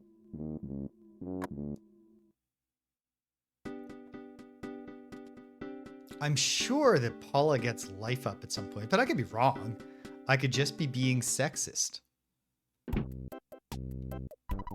Obviously, the girl character needs to have healing powers.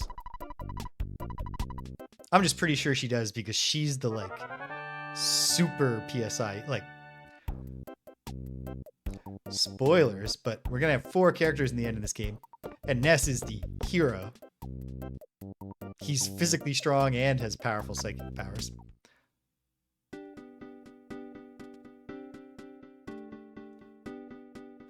That's how we kept that going into the 90s in my family.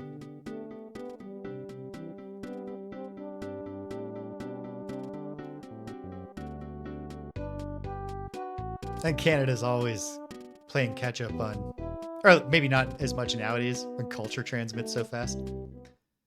But I feel like the 80s in Canada like really thrived into the mid 90s.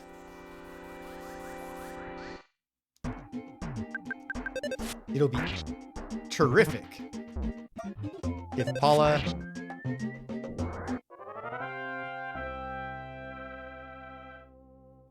Oh, we sure did. If we were at home, hot dogs. Usually. Okay. Oh, she didn't learn it for you because that part's not random. Okay, I was just assuming. No, so Paula's the black mage of the party. Ness is the all-arounder. Jeff is the nerd, but he doesn't have psychic powers. He has nerd powers. We'll get into that when we meet Jeff. And then Pooh, if I recall correctly, maybe Pooh brings some healing? It was never quite that aggressive. Like, we did a lot of like days where it was just, especially because we lived in a cul-de-sac. So we could play outside, run in the, like, take over the street if we wanted to play hockey or rollerblade or whatever. But we were usually allowed to, well, see, my parents were both nurses. So sometimes it was like, you know, if you're going to be home, you have to be fucking quiet until 3:30 in the afternoon so one of your parents can sleep. Or if they're working back-to-back night shifts, like, just be quiet all day because your parent is going to sleep until they get up and go back to work. No! Well, that was my own fault. I was inattentive. Did I already give up my cup of life noodles for convenience? No. But I shouldn't give up my cup of life noodles for convenience.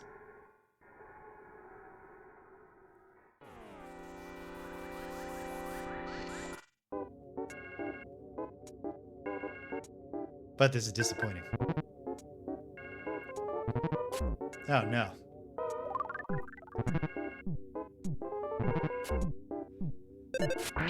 Okay, run Mr. Batty down. 2. We'll go heal Paula up, and we'll do exactly this again. If it happens a second time, fine. I'll throw away the cup of life noodles.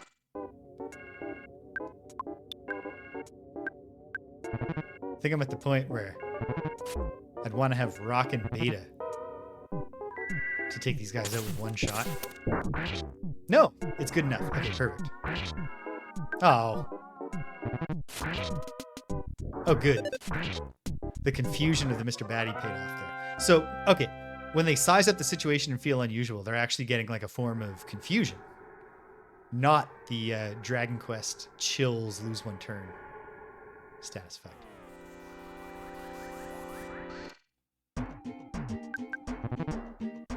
Good to know.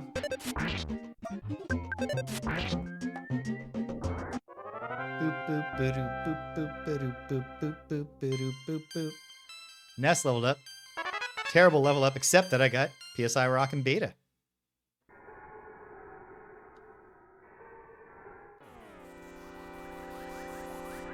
Devour that butterfly.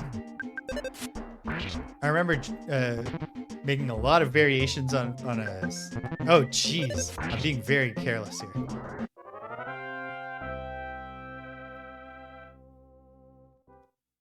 Oh, with very few exceptions. Organized sport, specifically baseball for me, and soccer, or association football for my sister. Come back here. I'm going to wind up getting into pointless extra battles just to pointlessly get the butterfly. But have it. It's okay.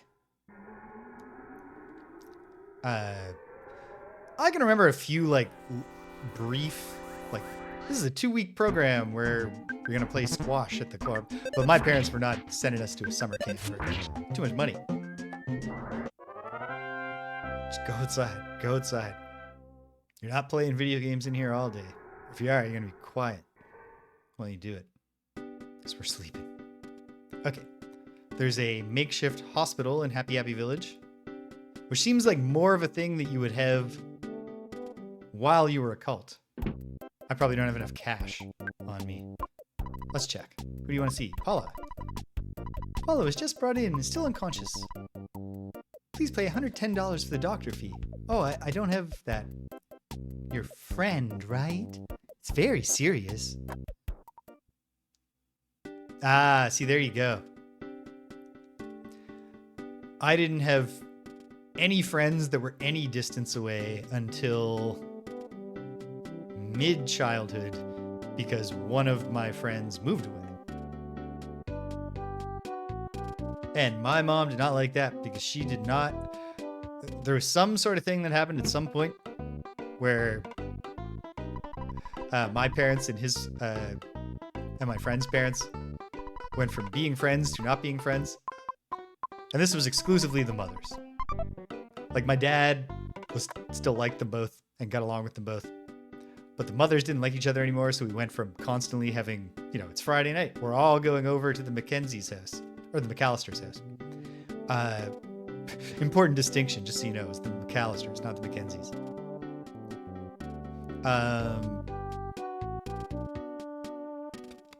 And then all of a sudden we didn't anymore. So then when my friend moved and I started wanting to be like, drive me all the way to this place so we can have a day-long hangout and then come get me. It's a constant, oh, this is frustrating. What a frustrating young man we have as a son. But playing outside though, now. It's wild. My sister, I get the feeling, I don't think my nephews are ever getting... They're not going out independently. You know what I mean? Feels like all of their activities are mediated through direct parental supervision and always will be. I've never even, my sister never had charge of my, I've had charge of my nephews, it's a family gathering. And since everyone else finds kids exhausting, and I have a lot of energy and good knees, I'll be like, hey, Uncle Jamie, why don't you go play with the kids? But beyond that, my sister has never dropped the boys off here and, gone to get a manicure or something. And, I'm a pretty responsible adult. There are ways in which I don't seem like one. I am 41 years old, but I look like this, and this is what I do in my time. Don't think the gender stuff helps.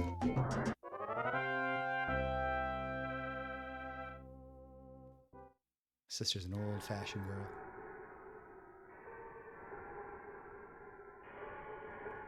Not bad overall. That when I was 39 in October of 2024. No, November of 2024. I decided at that point I was going to become a drag queen. And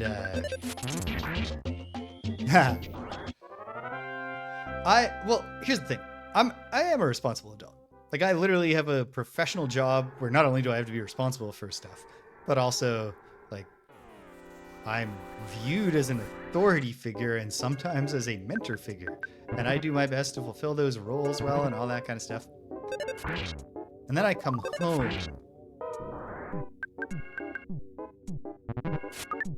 And I mean, honestly, I'm more of a party animal this specific year than I ever have been. I've been out past midnight, hanging out in bars or at parties more times this year so far than I probably in any year of my life to date. Okay, keeping a careful eye. If Paula takes one hit from the mighty bear, we will heal her.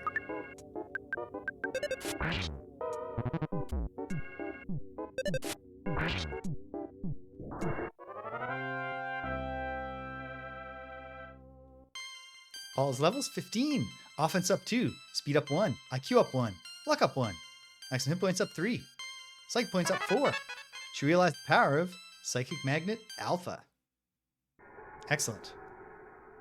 I don't know that I ever use that a lot, but it does seem like specifically in this style of RPG, you can imagine a boss battle where like spamming Magnet might be a helpful strategy to get the boss to run out of Psychic points.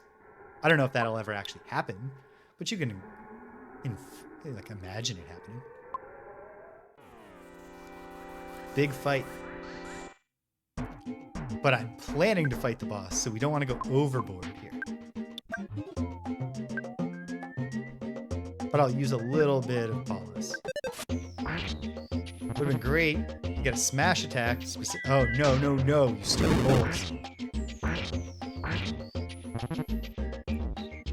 Okay. Please don't. This is touch and go.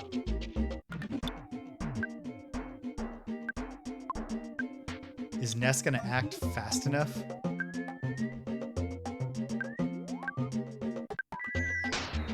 This might help. If we take out both moles. Even better if we also take out the bear. Great.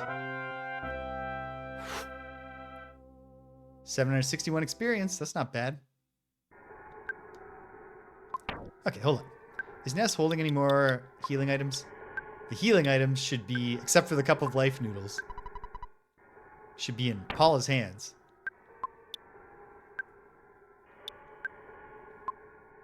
There. That's the sexist characterization of Paula's mechanical function. It's not she's a healer, she has healing magic because she's a girl. It's she's the one who has all the snacks for everybody. Even though we know that's not actually true. Ness handed her those snacks and said, "Here, Paula, you should have these." She said, "Thank you, Ness." And then they both smiled. Actually, they look very serious when they're not being specifically called on to smile. And they should. They have an important quest.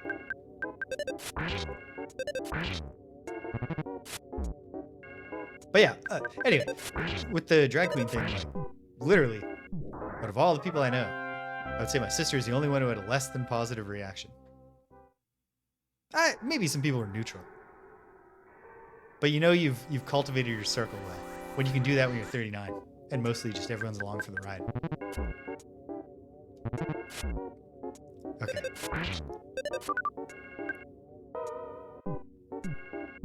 I'm gonna be so angry. Okay. If both of the Mr. Baddies attacked Paula and took her out, I'd be so furious.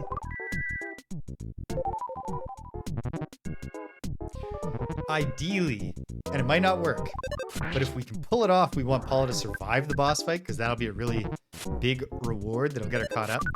But it's very plausible that she won't. And then we're going to win the boss fight with Ness hogging all the experience. I accept that. I hope it doesn't happen, and I'll try to stop it. But we might as well make our peace with the possibility. This is not the way to the boss.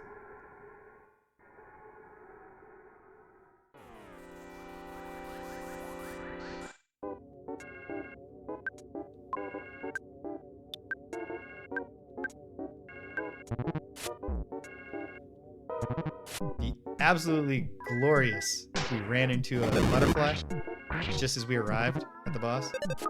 But take the baddies out.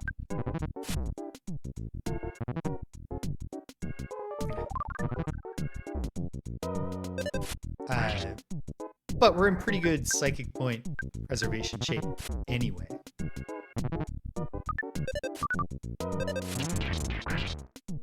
Massive overkill on Mr. Batty B.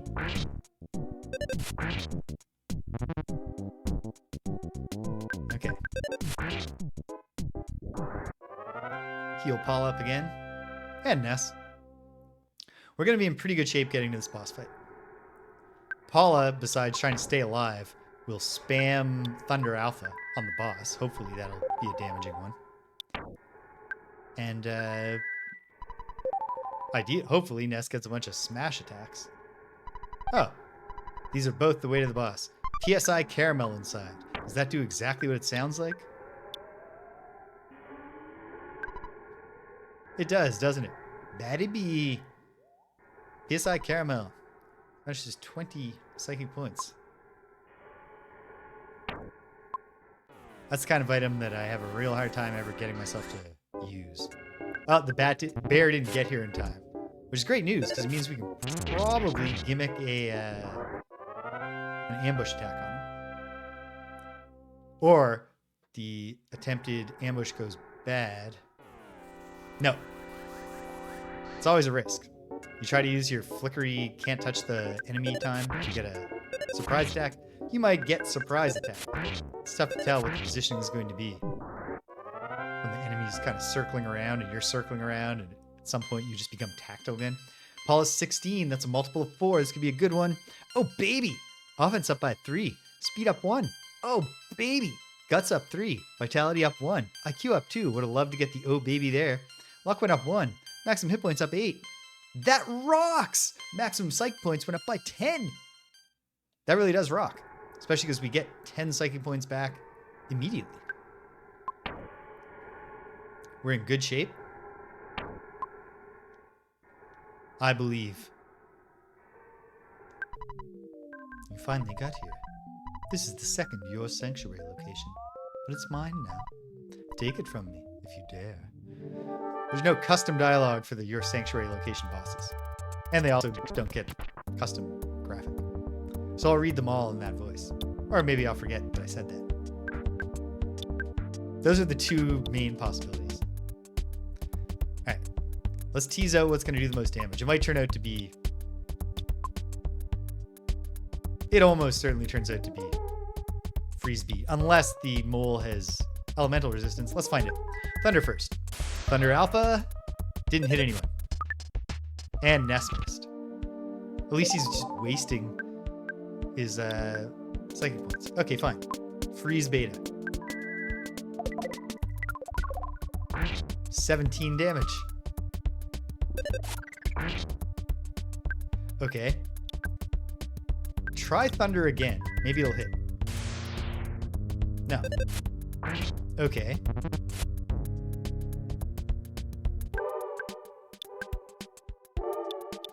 Try Fire.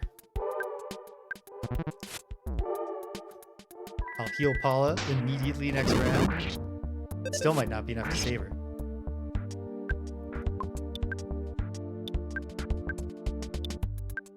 No, don't heal yourself. Good thing I caught that. Good eye, kid.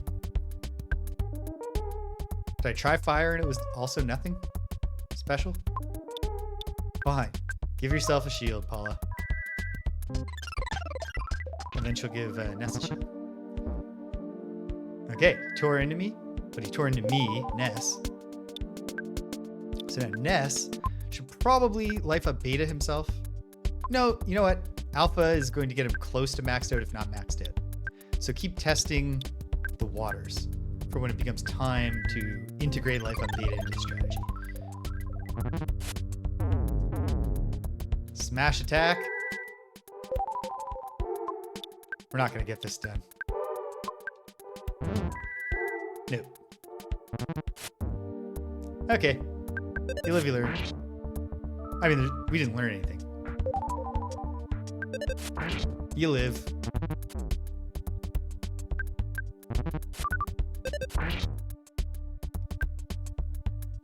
Or you don't. You live or not. There we go.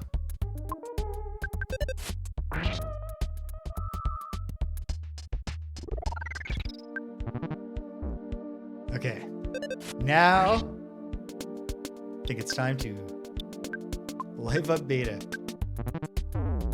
Do it, Ness, quick! Nope. Okay, but here we go. We're game over. Ness! Looks like you got your head handed to you, so how about giving it another shot? Ness decided to return, summoning all the courage and energy he had. Good luck.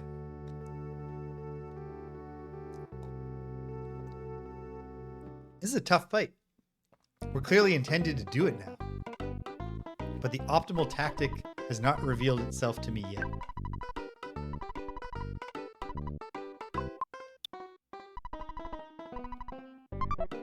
I mean, honestly, if we'd had that lucky run that I had going on that other attempt, where the mole kept just shielding itself and doing offense up and not attacking, I bet if we'd had that result here, we could have pulled this in. I think we're close. The teddy bear would be helpful too. They give you a teddy bear at the start, so I guess if you can get it to the boss without getting it smashed, that's one way to do it. Otherwise, you gotta go back to Twoson to buy a teddy bear, and I don't want to do that, so what are you gonna do? Let's go sleep in the farmhouse. Kind of a crummy farm. You should have a single cow. It's not even blue.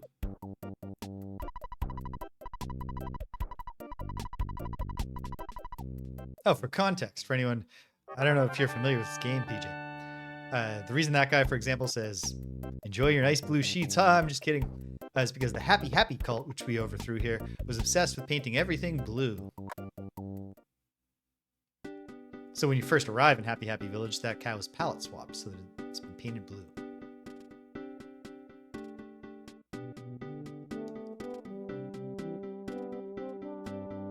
One-It and Twoson are just a friggin' a 1-2 punch banger of town songs. I can't remember Threed's song, and we're not going to hear it today, because even if we get to Threed today, you actually have to complete a quest in Threed before Threed goes back to normal and you hear its main song. I can't recall how good the Threed song is. I think Foreside's got a pretty good song. And then intervening there, we'll go to the non-numbered town of Snowman, and Snowman has a beautiful song. There's so many friggin' great songs in this game. Just one of the many great things about it.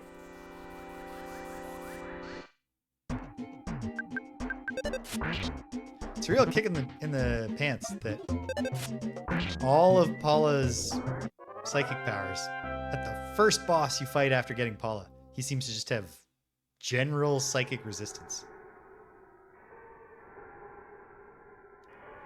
But this time around, I'll just get her shielding right away, and hopefully that makes us tougher. The bear saw us and came over to join the fight, but we get the surprise round anyway.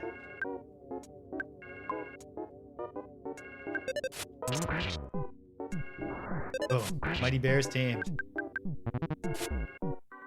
I don't know exactly when it was I heard of this game. I want to say it would have been like 1996, maybe. Like it would have been out here, and I might have even seen it. But the cover art, the American cover art,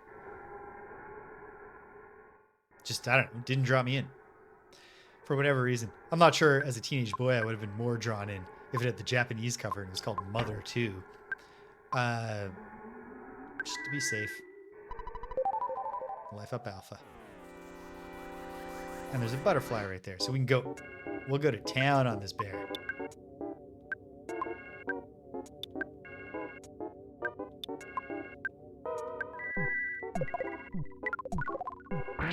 Boom. Didn't even take a rockin' beta. And But then I think in a Nintendo Power, I think it was in that collection of Nintendo Powers I inherited from Buddy, I went nuts on. I think I had just not even looked at it, because what intrigued me was when I found out that it was an RPG with a modern setting. I was like, oh, that's so cool. And then I sought it out quickly and had a lot of fun with it. And then I managed to come into possession of a copy. So I owned it for a while. And I didn't beat it I don't think I beat it on my Super Nintendo as a young person. But I did eventually. And then once I did it once, I did it a bunch. Because it's just such a great game.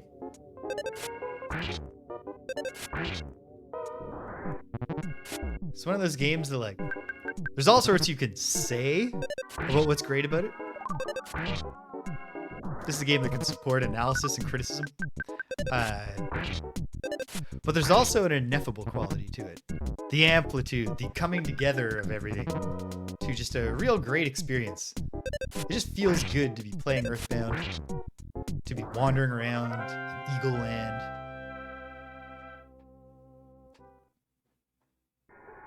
It's a really unique, the game has a unique tone, and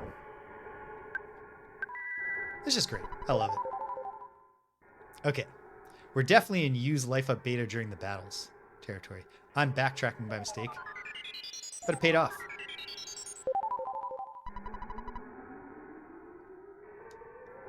I gotta say, I know video purists would maintain that you really just cannot get a good CRT, like CRT filters are lame, is I think a pretty broadly held view. And maybe I'm just Nintendo, but I often agree. But I think the Nintendo Switch Online CRT filter is pretty good. I mean, certainly to me at least, looking at the game here, I think the windows look many times better with that filter on than they do in my unfiltered version. My version is otherwise not different. It's the same colors and the same arrangement of pixels. It's a little bit larger, I think, just because of the size I'm displaying the game at. But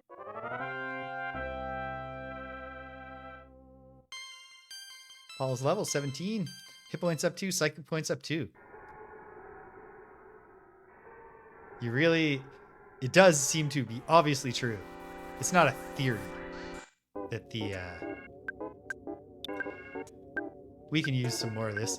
Given that Paula's offensive abilities just aren't going to do anything to help us against the mole boss, we can afford a bit more of hers just to keep us moving.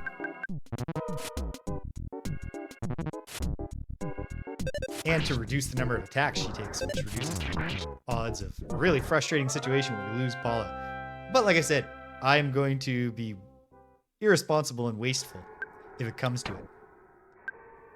I will use the cup of life noodles just to get a shot at bringing Paula through that fight. And now that I'm saying that, if I'm committing to doing that, why didn't I just do it last time? You know what I'm saying? Like in the fight, why didn't I just bring her back? During the fight, then she's back.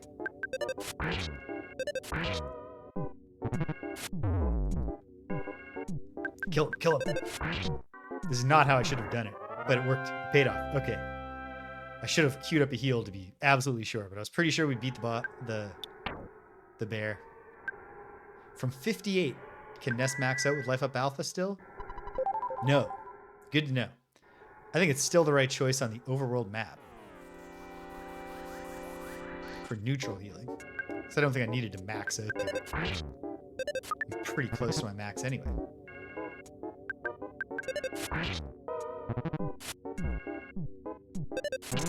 Hey, did I do the charm thing?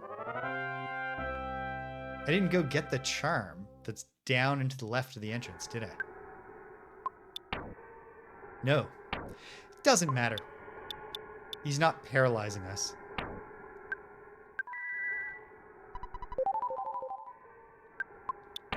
And Paula's at max HP, right? 77 of 77. She's way off from a level up, so let's just... This is it.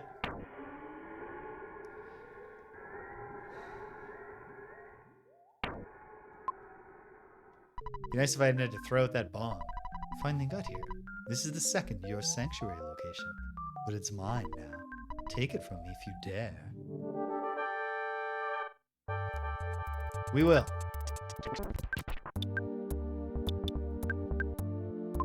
Start by shielding yourself. $69, nice.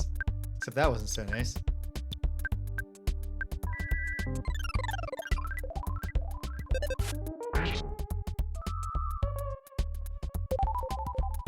Well, he healed himself. Okay. And then it stacks on us, right? Yeah, okay. Great, missing. For now, I will have Paula heal herself, because she acts quicker too.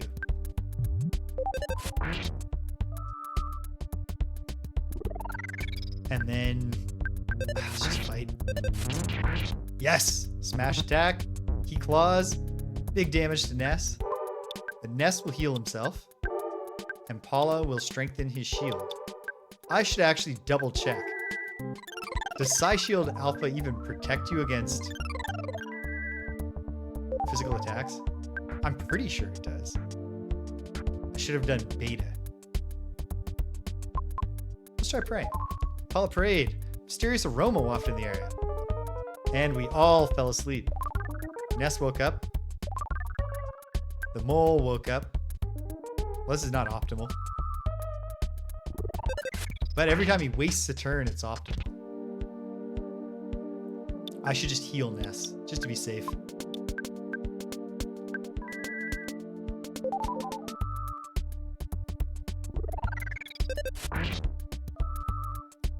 Okay. It's not good that his offense keeps going up, because eventually he is going to attack.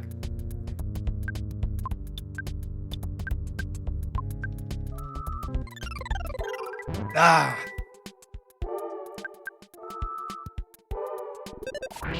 I tried. I'm not going to use the cup of light. Am I? No. Oh, I should have done it. Okay, well, live and learn. We were so close to getting Paula through that. Oh well, at least Ness gets a ton of experience. Ness level is now 24, a multiple of 4. Get hyped. Oh, baby! Offense went up by 4. Speed went up by 1. Guts went up by 1. Oh, baby! Luck went up by 3. Maximum hit points up 3. Psych points up 1. Ness realized the power of healing Beta, which I believe just has the potential to heal more things. Let's find out. In fact, why wouldn't I read about all of my most recent abilities? In addition to healing alpha, this cures poisoning, nausea, feeling strange, and uncontrollable crying. Oh, there's just literal numbers. Alpha's around 100. Beta's around 300. It only costs 3 more. Shield. Yep. Okay, so shield does protect you from physical attacks. Good to know. Let's go to the sanctuary. I think the sanctuary resurrects Paula. Let's find it.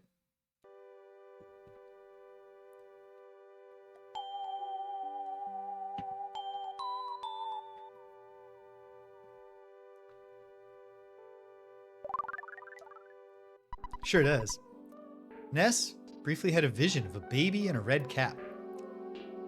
The Lilliput Steps are a much less compelling visual than Giant Step. Yeah, I can't remember what situations cause uncontrollable crying as a status condition, but there's lots of unique status conditions in this game. For example, if you don't regularly call Ness's mom, he develops homesickness.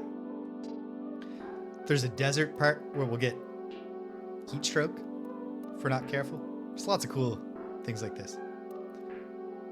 Vision of a baby in a red cap. Ness's soundstone recorded the melody of the Lilliput Steps. And we've done it. And now I bet this place is empty. It's not. But we're the champions. They flee from us. So we don't need to fight on the way out. We're not violent people. Now that we're the champions here. It's fine. It's cool.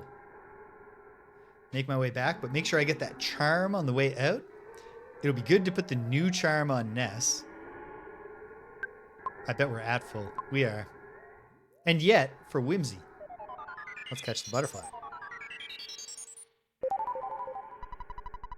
Magic butterfly made Ness and Paula relax. Excuse me, folks. Yeah, that's right.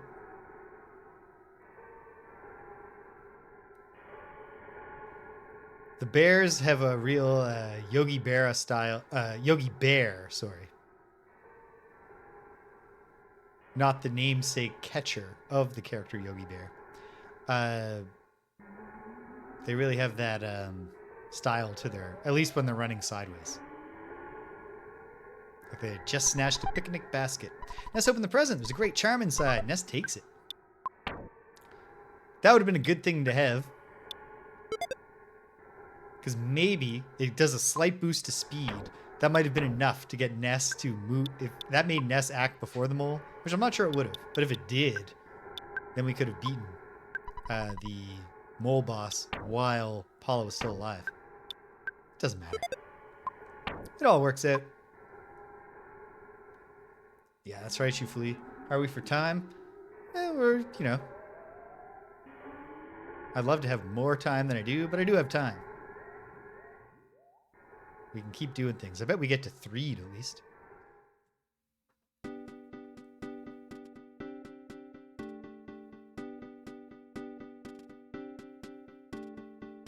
Bum, bum, bum, bum, bum, bum. Yeah, there's nothing else to do here. And we've already done, last week, the bring Paula back to Twoson and see what you can buy for her rigmarole. So that's done.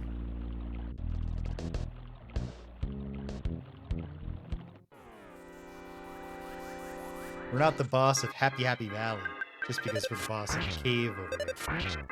So this robot didn't run from us. We'll keep fighting him, because Paula did not get that boss experience, so we gotta keep making her number go up. Butterfly, butterfly.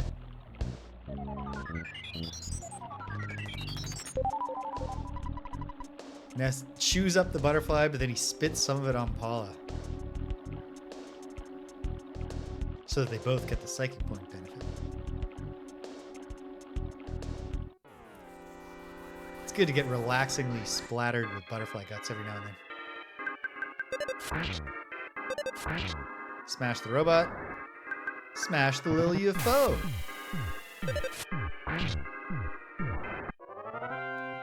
You never kill the animals that you fight. You never kill the people you fight. But you smash the robots.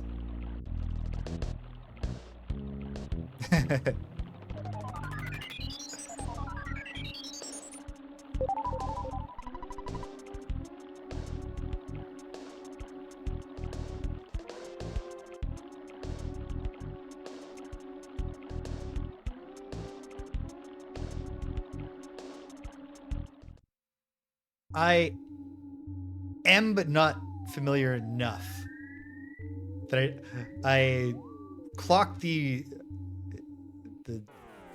quote as amusing without clocking it as a reference. And in fact, I tried to get the Reading Rainbow. I was like, can I get the Reading Rainbow song to start playing in my mind right now? And the answer turns out to be that if I do that, the Shining Time Station song starts. Shining Time Station, where dreams can come true. Wait, the little girl who buys the mushrooms off your head is right here, right?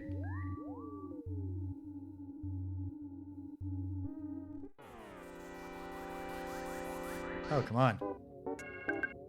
At a certain point, when you get strong enough, when you reach a certain level threshold. I remember, I watched a lot of Muppet Babies, but I don't remember the Muppet Babies theme. Muppet Babies is an interesting phenomenon. It's an animated show based on the Muppets. Like, what an odd choice. The Muppets, quite famously, are puppets. Kind of the whole charm of them is watching them exist in the real world, in the physical world. Got the drop on these sprouts.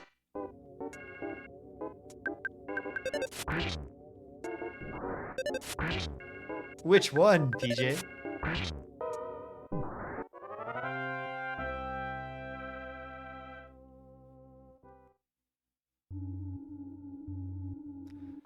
Chat prompt. What's everyone's favorite sitcom theme song? I realize none of the examples we discussed so far are sitcoms.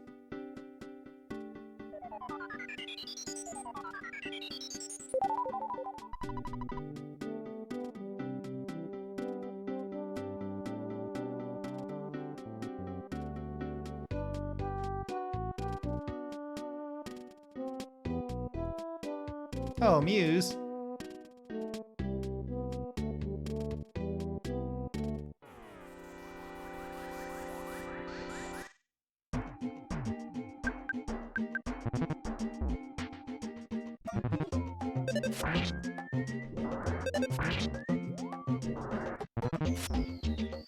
Seamless, Cedric.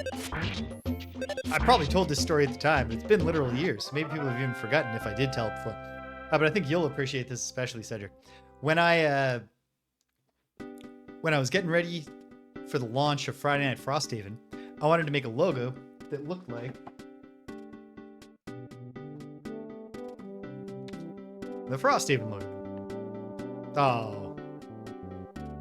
Well, you know, Muse, I am sympathetic, except, like, someone's going to interrupt your nap if you're going to insist on sleeping 16 hours a day when everybody else only sleeps for 8. So, yeah, I wanted to make the logo for Friday Night Frosthaven, or the title screen, look like this. And so, one part of the graphic editing task there is easy. You've got most of the letters you need to write Friday Night Frosthaven. But, if you spell the word Friday, you'll see that F-R-I, there's no I, D, there's no D, Y, there's no Y in Frosthaven. So I was pretty proud of myself because this was at the very beginning of my learning some crummy graphic design abilities to make gimmicks for my stream. So we go to Paula's parents first. Now that we're back, it's all come together. I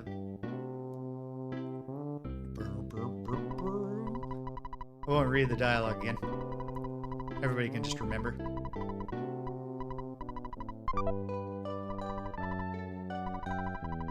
Paula's mother invents the hand aid, which we should really give to Paula. And, what was I just saying? Paula's ineffectual father. Ooh. So I know the first season 1 that Drew Carey, like, his animated face sings.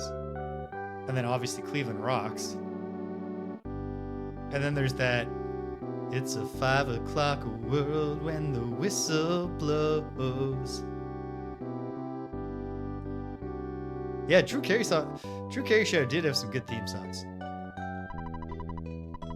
You can probably guess mine, but I'll say it. It's The Nanny.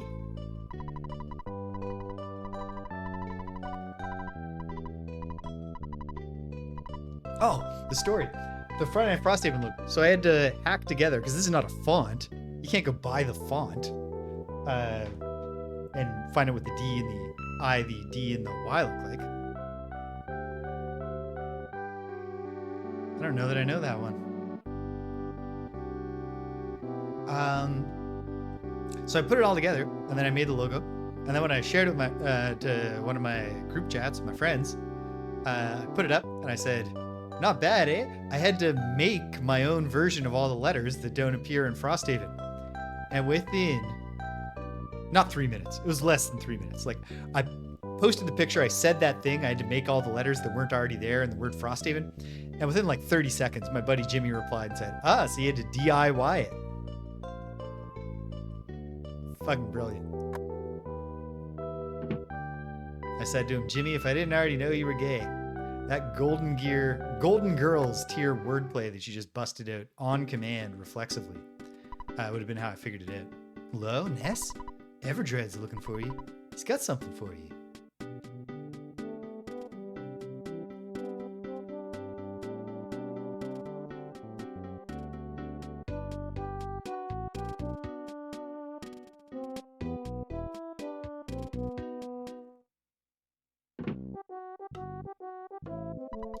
Ah.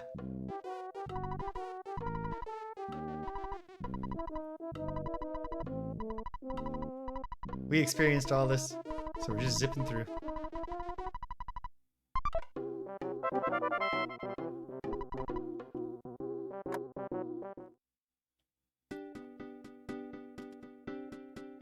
And now.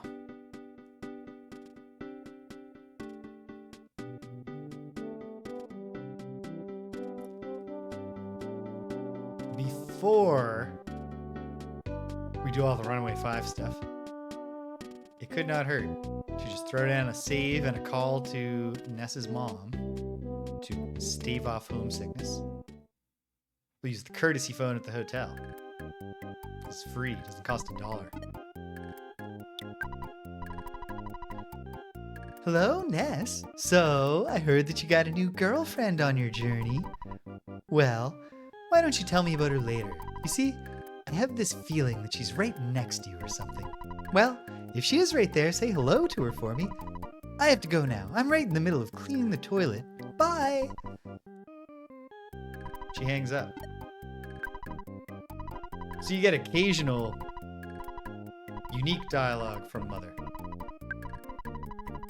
Because Ness is calling her to tell her about his adventure. Even though Ness is the silent style of protagonist, we never see his words. I don't think we're supposed to believe that he's just staring blankly at everyone.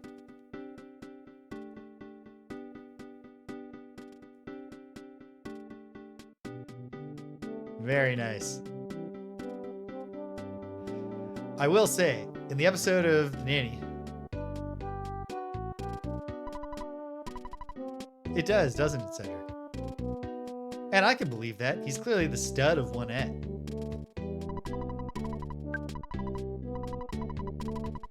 Yeah, I am going to introduce her. Get the present. We get into the shows. We get our picture taken. But we already did all this before we found out that we'd broken the game earlier. So we're just zipping through. Buzzy Pickles! Great photograph. Fondest of memories. Always going to come back. I should do a sideways peace sign because that's what Ness does.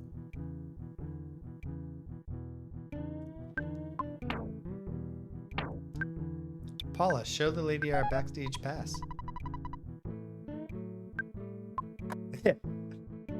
Well, he is a child.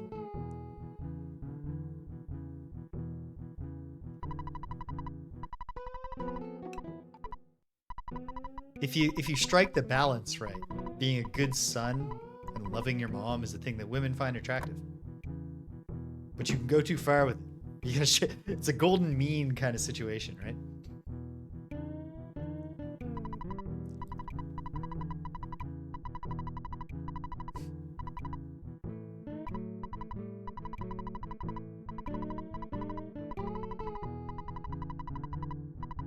Danielle and I have been making our way through King of the Hill, which has a great sitcom theme song. Although obviously not the greatest. Actually, technically, I suppose the Simpsons animated theme song is the great animated sitcom theme song of the 80s, isn't it? Yes. It debuted in 1989. So King of the Hill could actually take it for the although actually I think I like Futurama's song better. Or do I? I don't know. Also, did Futurama debut in the 90s? I think it did.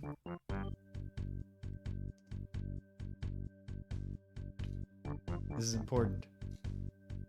Yeah. 1999. Yeah, exactly.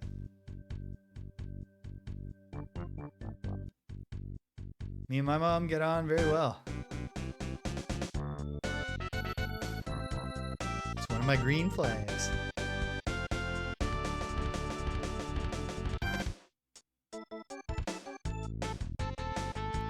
It did. March 28th, 1999. Ba, ba, ba, da, da, da, da, da, ba, ba, ba, ba.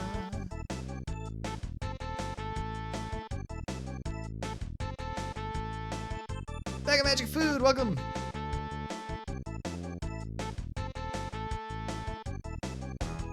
Ooh.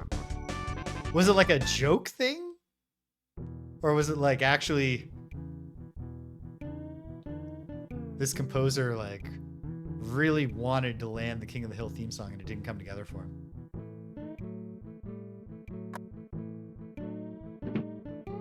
Buffy theme song's great. Better than the Offspring song, The Kids Aren't Alright. But if you listen to those two songs in close succession, you're going to have a very hard time if you're then asked to hum the guitar riff from one of them. Oh, you don't need to show the backstage pass to get out. But we're out. We're going to pay off their debt. And we don't need the joke about him not being able to see the wad of bills from over there.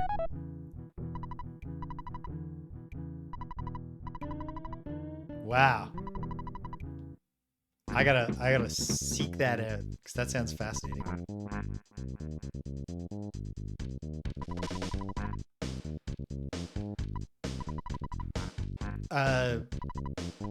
The Nanny theme song is the product of a lot of rejected theme songs in a sense, because Fran Drescher was trying to get a production company off the ground, land a sitcom project starring herself at the time. Her and her husband were working on that.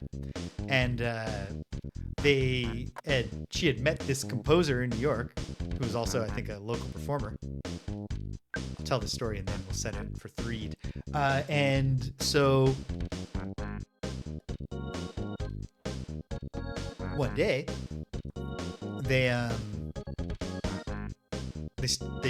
hired her to sort of be making songs for all their pilots, and the idea was like, we're all gonna make it together.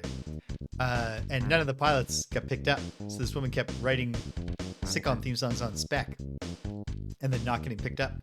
And then The Nanny was actually coming together, and they had the feeling, accurately, they're like, this is the one. This is the one that's gonna take off and like get Fran Drescher over with the public.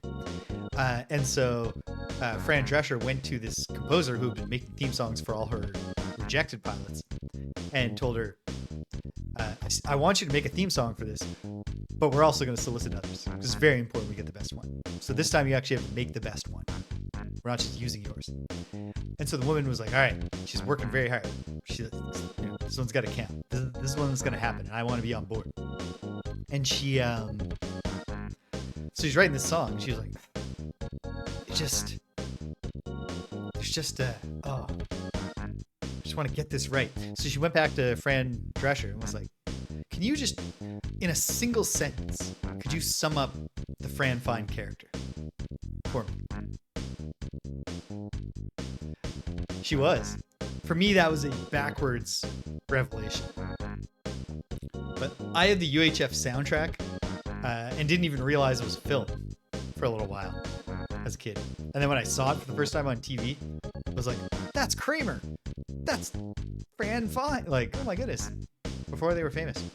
And so she goes to Fran Drescher. She's like, can you give me a one-sentence description of the Fran Fine character that just sums her up so that I can get the inspiration for this song?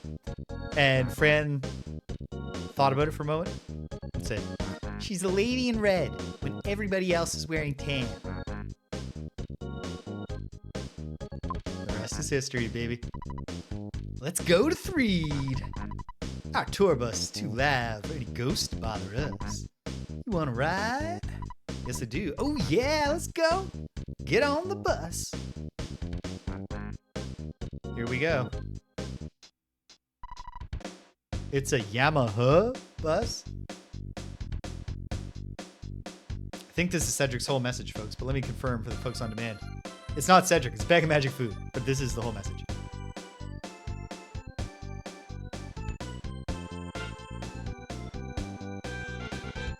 Rejected theme songs. Seems like a rabbit hole that I could really enjoy diving down. Hey, sidewalk! Get out of my way! It was a real touch and go for that dog for a moment.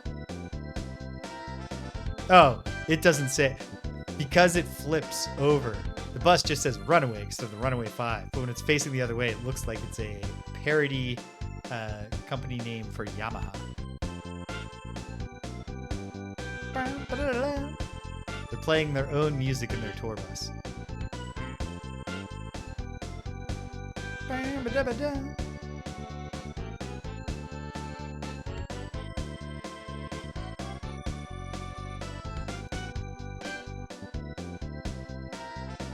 It does.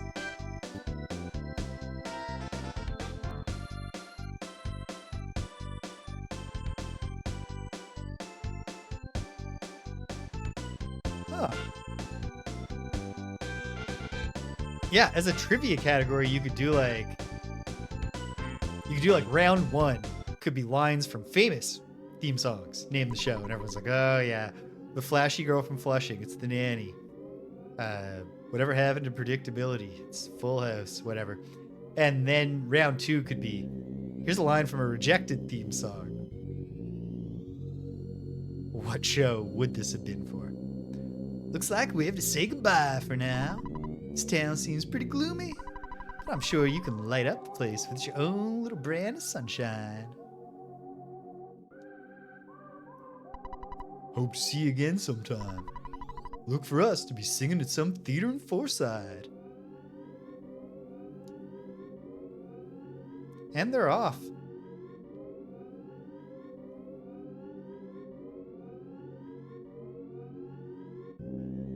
Wait, hold on. Oh god, no, I did that. Worst trivia typo ever.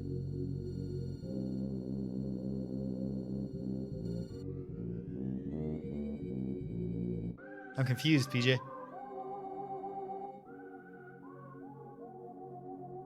So, we arrive in Threed, and it's gloomy and creepy. What's going on? We're gonna find out. Was it a conscious choice to make the pizza pictures reminiscent of Pac-Man? Welcome to Mock Pizza! We don't sell pizza here. We only deliver. Let me give you our number so you can place an order sometime. The best pizza is Mock Pizza. The number is a secret. Got that?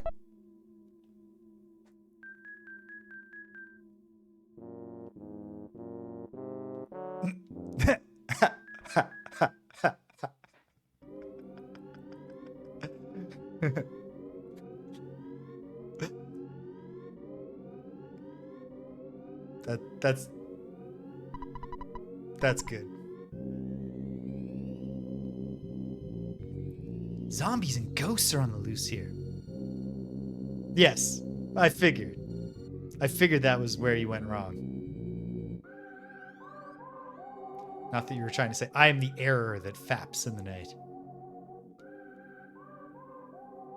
Welcome to Threed. Drugstore, no NPCs to talk to, but do they have stuff?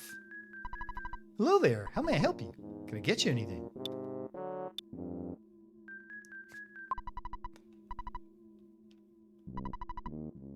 That is not one that the trivia group ever lets go, for sure. Oh yeah. It's time to be purchasing exactly these two things. $600 to the ATM.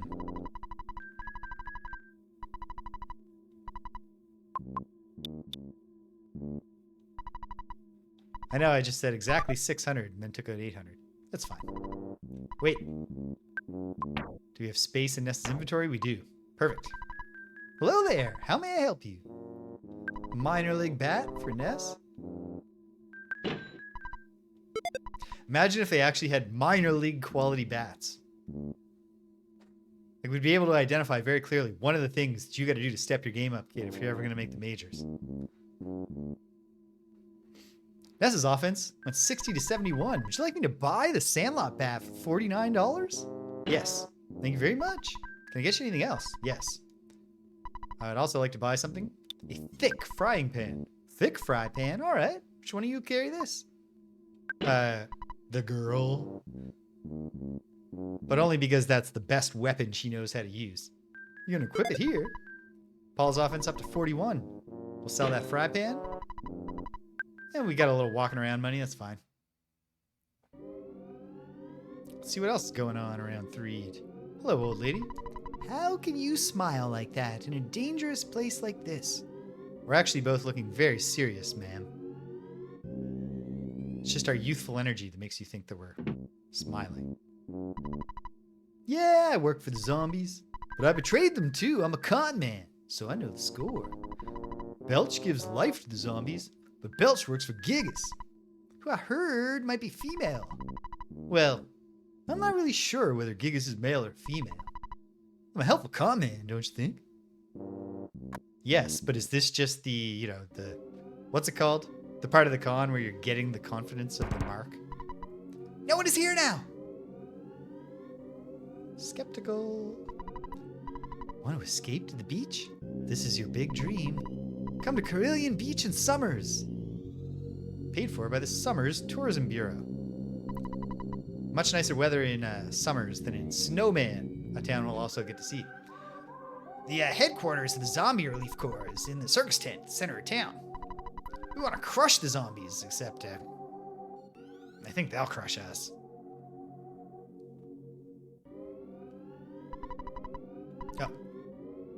Oh, let's look at the town map. There, that's easy to follow.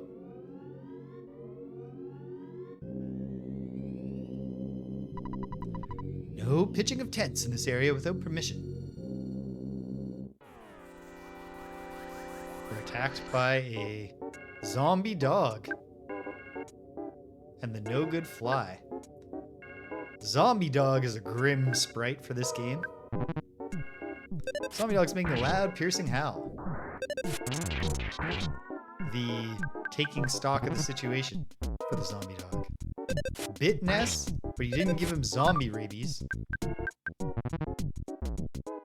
Ooh, big damage to Paula.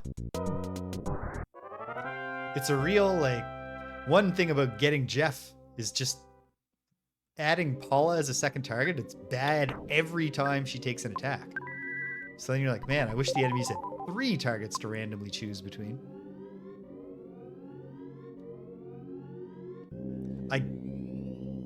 So was it... I guess maybe we'll find out from the NPCs. Does Threed always have a permanent carnival? Did the carnival bring the zombies? Maybe this dog knows something. Ooh! That's not helpful.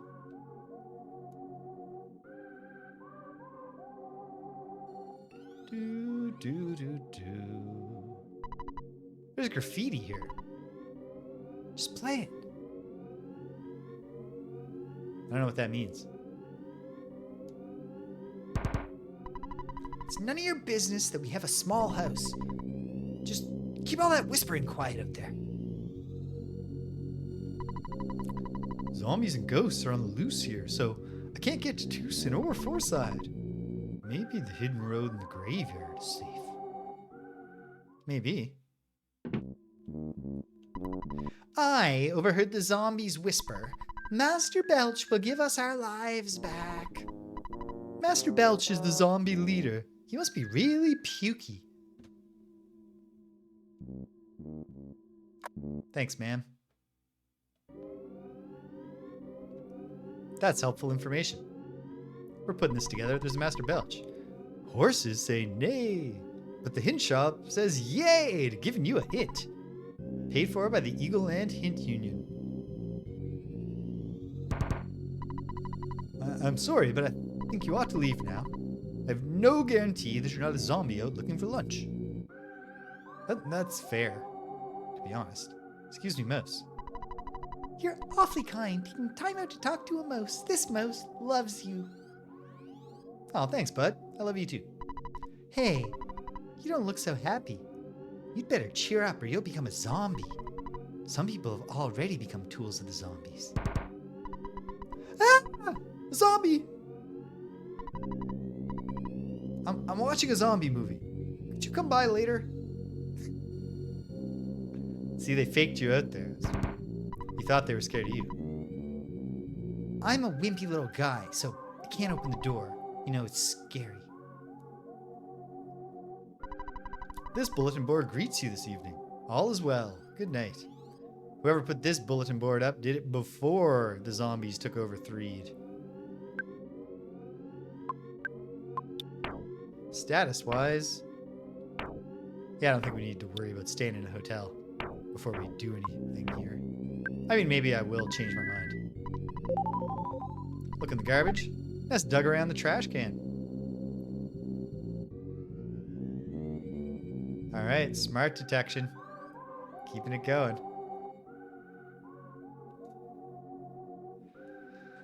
Ness dug around the trash can. We'll see here. There's a teddy bear inside. Ness takes it. Hint shop realization. We don't need hints. Can we read any graves? No. Although maybe we can find this rumored hidden road. In fact, I'm suspicious. First, let's get our picture taken in this zombie-infested graveyard. Pictures taken instantaneously. I'm a photographic genius if I do say so myself. Okay, get ready for an instant memory. Look at the camera. Ready? Say Fuzzy Pickles. Fuzzy Pickles. Wow, what a great photograph. It will always bring back the fondest of memories. We'll come back. Oh wait, never mind. It's not that suspicious. I thought for a second that it was unique that that grave has a clear like sliding to the side spot, but they all have that spot. Nonetheless, no problem here. Okay, maybe that's not it. Let's keep looking. Explore the town. I mean, we obviously have to go to the circus tent in the middle of town. Oh, there's more graveyard. Of course. Threed has a huge graveyard, which probably does not help the zombie problem. Although some of the townsfolk have suggested that the people are becoming zombies, as opposed to the dead rising from the earth. Ness dug around the trash can. Let's see here. There's an insecticide spray inside. Paula takes it. That is an item that does damage to bug-type enemies. So what the hell? Let's live a little.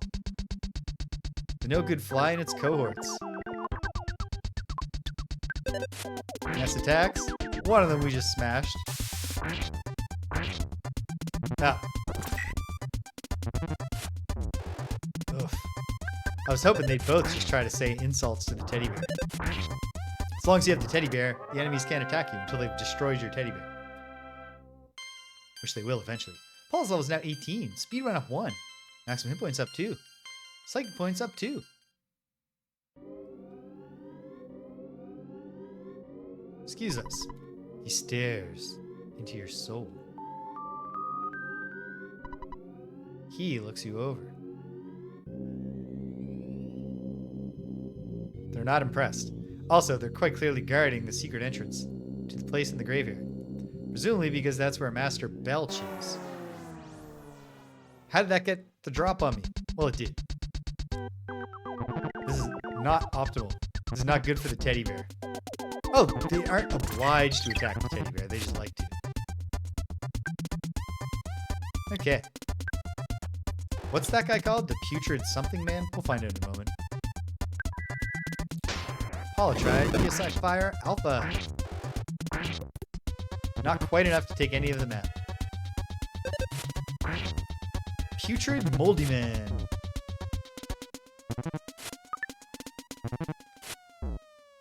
One wonders, would the Oscar the Grouch character have ever become as popular if they'd gone with the original name, Putrid Moldy Man?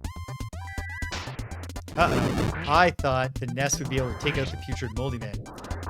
Hopefully he attacks the teddy bear if he attacks. Yep. Teddy bear's dead, but that's fine. We found that in the trash. It's not like we're attached to it. And the Putrid Moldy Man was defeated. Like, just to be clear, this is not one of those appealing moldy men that has a vaguely sweet smell. It's putrid. I should have realized these freaky kids were enemies. You confront the trick-or-treat kid and its cohort, the handsome Tom. Don't like handsome Tom. Trick-or-treat kid? Treat or trick kid was defeated. I'm sure brain shock has an effect, but I'm not sure that I've ever seen it. Yeah, good call, Cedric. That's exactly who the treat or trick kids are. Okay, we've seen the sights.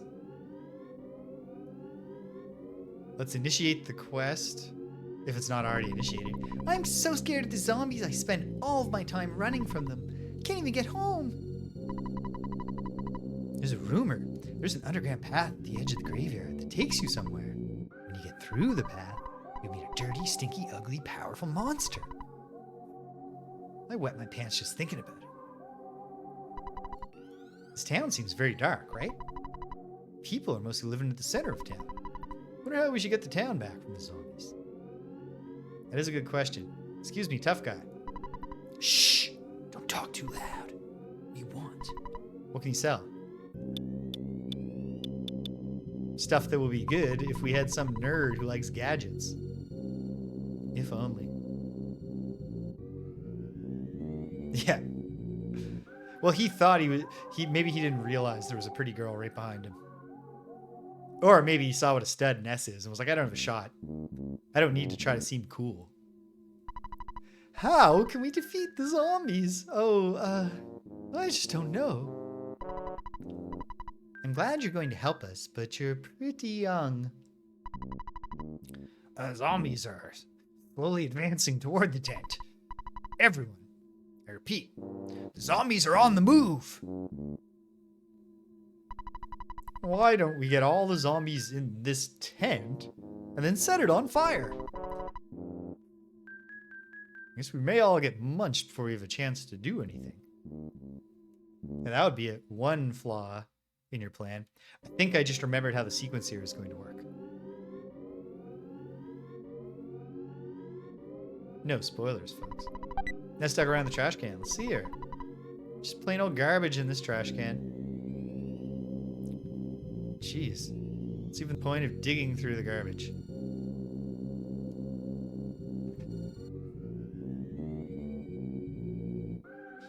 Alright. Stay at the hotel. Save the game. Getting close to wrap-up time. Hey, wait. What was that all about? That was a lady of the evening, looks like. Oh, no. And also, there's something bad and creepy happening in the hotel. She might be luring us into a trap. Excuse me, lady. Uh-oh. She was luring us into a trap.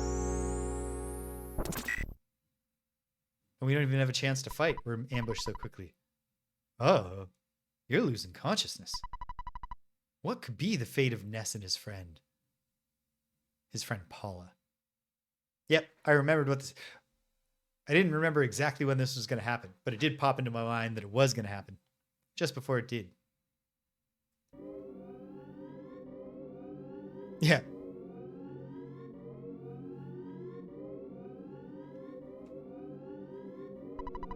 Door's locked. Paula's got an idea, though. Let's picture her as though she did this. I'm calling out to you, who I've never met. I'm calling our friend who we've never met. Jeff! Jeff! We need your help. I am Paula, and I am with another friend, Ness. We are trying to contact you. Meanwhile, in northern Eagle Land. Winters. Oh, it's not even in Eagle Land. Small country to the north. Winter.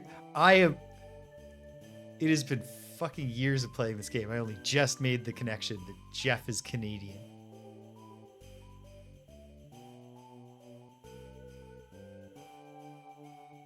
Snowwood boarding house.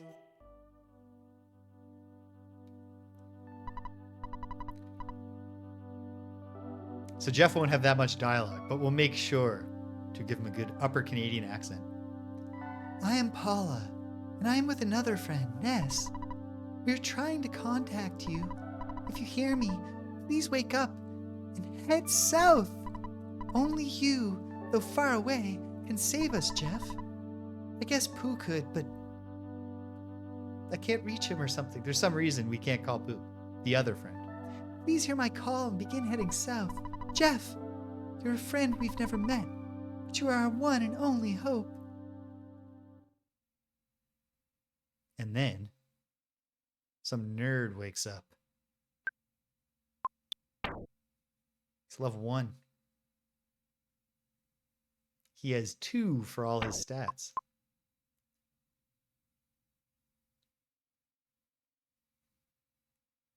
I heard that was really good. I never played it.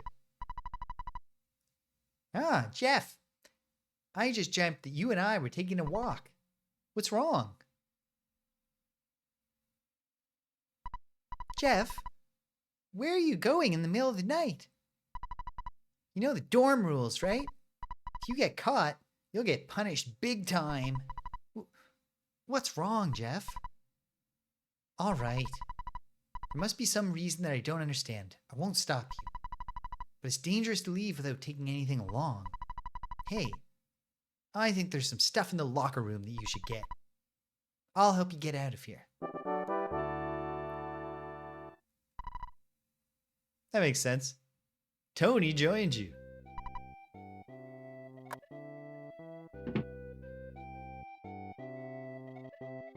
Oh, there it is. The snowman theme. Fucking beautiful. Let me turn my headphones on.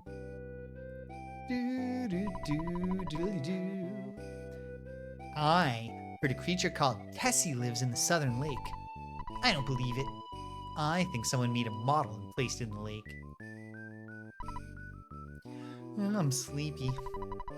I'll wash my face, brush my teeth, do my business, then go to bed. I heard a more interesting story in the rumor about Tessie. It's about the cave boys at Stonehenge. Many claim to have actually seen them. I wonder if the rumor is true that the center of Stonehenge is an entrance, leading someplace. Someday we should check it out. Winters. That's how they talk. I'm so sleepy. Tony's birthday party is tomorrow. Hand decorated each cookie to pass out at the party tomorrow.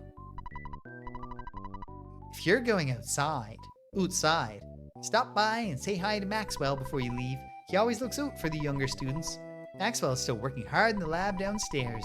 Anyway, these days there are many dangerous animals wandering around outside. Jeff opened the present. It's a cookie. It's okay. It's for Tony's birthday.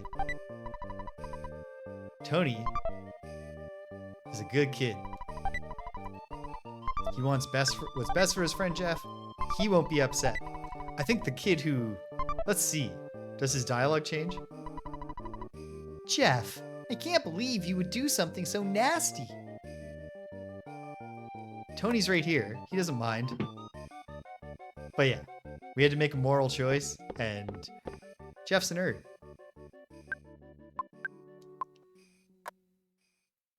And you know, not a particularly powerful nerd, so he should be careful. Oh, Jeff and Tony. Startled me. Are you looking for a late night snack? I'm having some trouble with my project. If only Jeff's father, Dr. Andonuts, were here. He'd be able to provide a great deal of help. I've heard he's an astounding person. He was the first leader of our Ultra Science Club. I heard he's greater than Einstein or Heisenberg. Rumor has it he's also very strange. Yeah, I'm Jeff? This is my father you're talking about? If you're heading to the locker room, take this key along. It's a little bent, though. Jeff got the key to the locker. You leave? Call me. I'll record your adventure. It's like saving the game.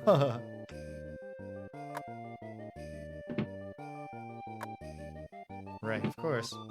Hey, it's the locker room. This one's locked. Key is bent. Doesn't fit in the keyhole.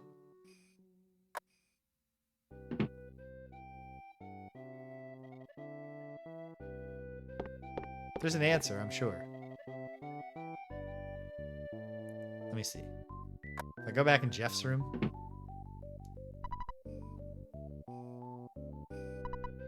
No, can't go sleep. Jeff has a property, as we'll discover, that if you put broken stuff in his inventory, he sometimes repairs it while he's sleeping.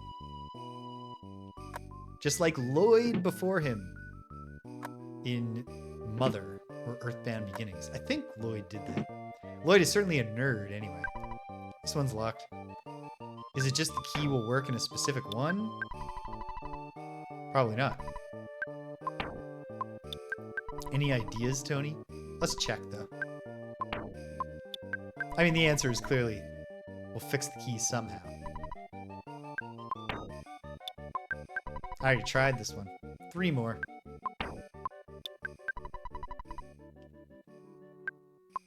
This one has a bent hole. No, it's not gonna happen. We should also, hold on. Jeff, you nerd, what does a protractor do? Protractor. You can even use this during battle. It can be used many times. To do what, though? I think they're just attacks. Broken spray can. Big bottle rocket. Items for Jeff. Fires a fast, powerful bottle rocket. Gone after 1 use. Oh, boiled egg. Egg. Because Jeff's a nerd.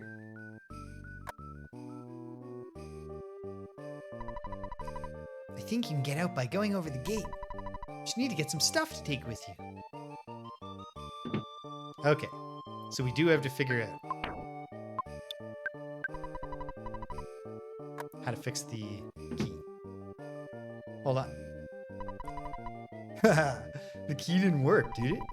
I thought that might be the case, so I just invented the machine that opens doors, especially when you have a slightly bad key. Sorry for the inconvenience. Jeff got the bad key machine.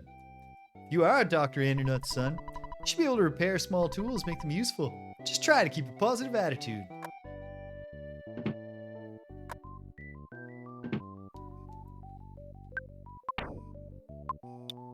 Oh, good.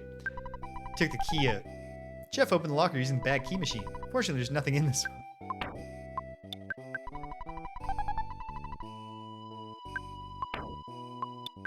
It'd be hilarious if they're all empty. Tony just goes, I'm sorry, Jeff. Good luck. Holmes hat. And Jeff loves the Holmes hat because of the nerd thing.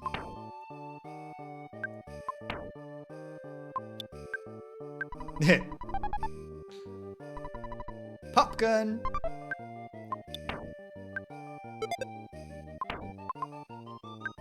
Jeff's a shoot weapons girl.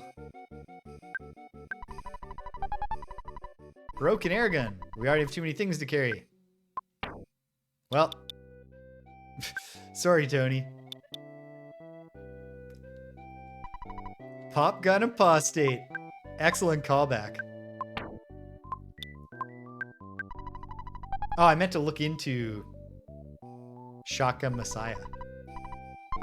Broken air gun. Is there anything in here? Hopefully Tony doesn't mind eating that cookie off the floor. Okay, good. It's empty. You don't have to make any more difficult choices. Alright.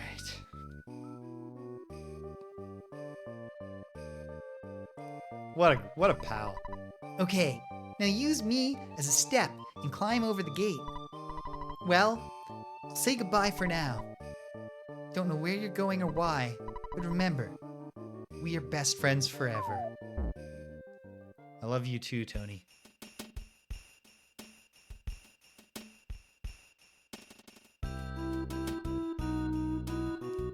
This is also a great song that plays up in old winters. Which means yeah in monkey language. And there's a monkey at the entrance. Take the monkey. He's really noisy. If you buy a pack of bubblegum, you can have the monkey for free. Otherwise, he will cost you $1. So do you want him? Yes. Oh, you can't carry anything else. Why don't you return after you get rid of something?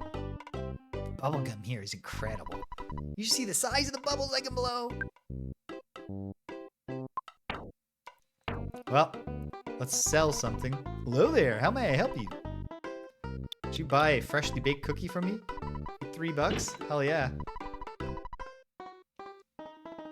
But I'm just gonna pay for the monkey because we can't hold the bubblegum.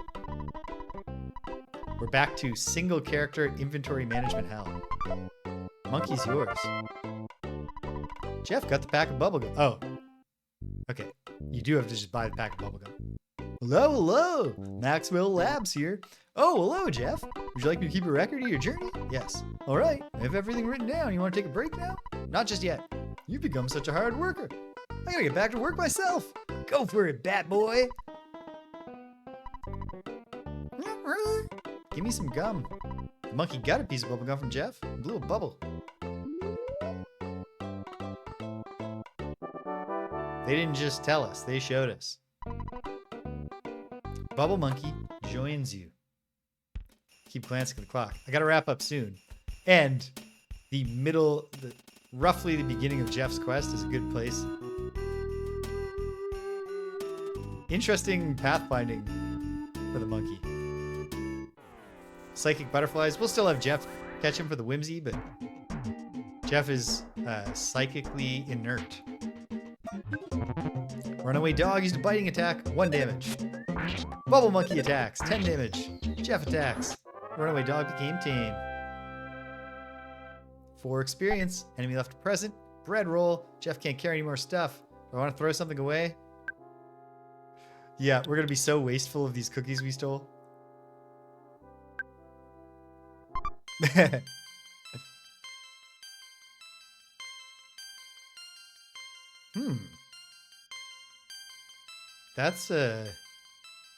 It's a distinct possibility. There's a lot of references in this game. Jeff is level 2. Offense went up 1. Maximum hit points up 2. It's not a significant level up.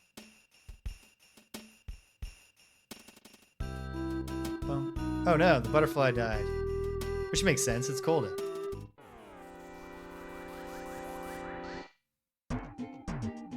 We engage the runaway dog.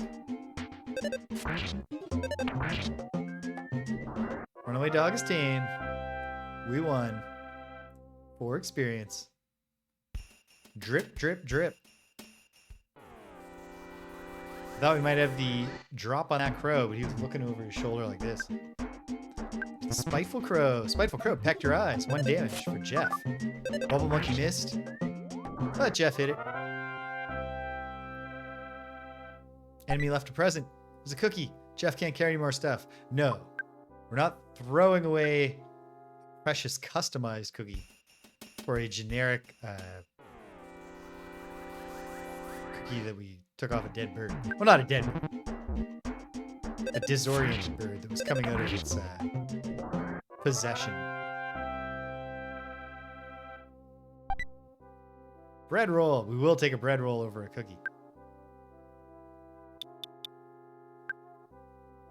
We're down to 2 cookies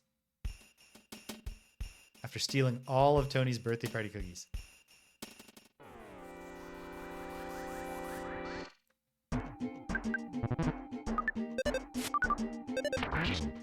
Tony obviously doesn't play a big role in the game, unless I'm forgetting something later. But he really is. He really quickly establishes himself as a good kid and a good friend. Jeff's level 3, offense up 1, defense up 1, speed up 1, IQ up 1, maximum hit points 3. We're almost at that level 4 that might say, oh baby, what's in this tent?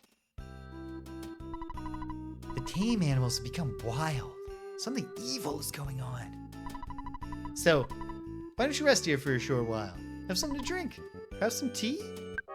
Absolutely. You feel much better now? Good luck. My phone's ringing. Hello, it's your dad. You've been out there for a long time now. This is an error. Oh. he accidentally called. Okay, the game knows. And this would be. Oh, so this isn't Ness. Well, I'm glad you decided to take my advice. All right then, stay in a nearby town and get some rest.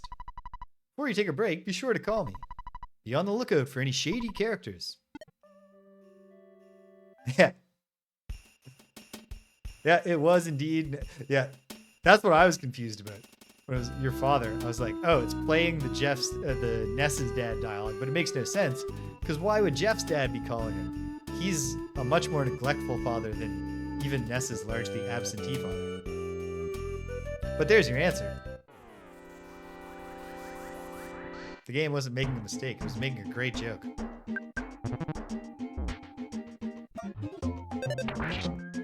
Hey, come on, monkey. All right, Jeff's got this under control.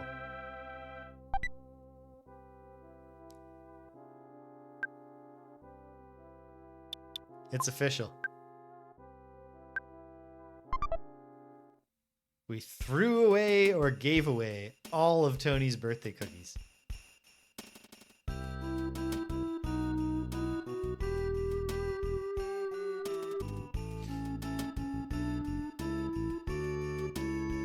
Oh my goodness.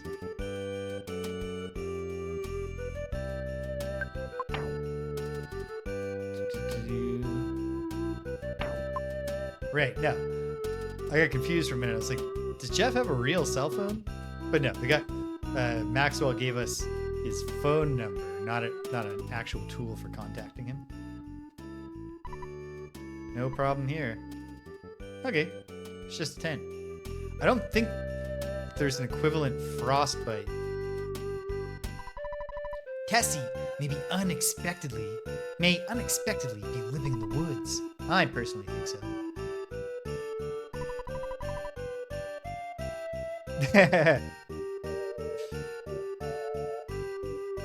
Jeff's just so selfish. I heard that the wind is always blowing when Tessie appears. I feel like I'm catching a cold. Hold on. Okay, no. I was worried I might have caught a cold from him. If I find Tessie, do you think I'll get in the newspaper? I'm looking for my 15 minutes of fame. They've got a landline in one of their tents. That's good. What a cute little monkey. Do you like a piece of gum? Maybe monkeys don't like gum. No, they love gum. You're right. We're here at Lake Tess, waiting to see Tessie. We're known as the Tessie Watching Club. Also, the empty tents aren't ominous or even out of place once you realize there's a bunch of people here. Some of them are outside. I'm the cook for the Tessie Watching Club. How about some stew? Sure. No, there's no need to pay me.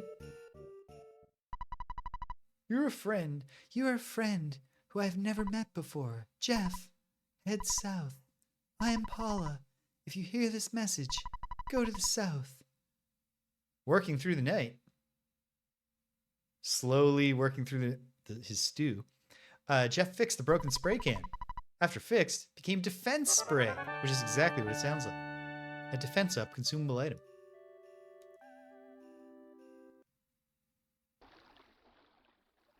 It's a fun feature.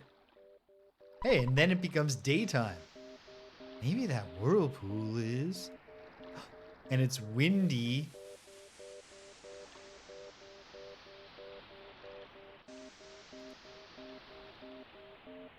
Could it be? Yucky.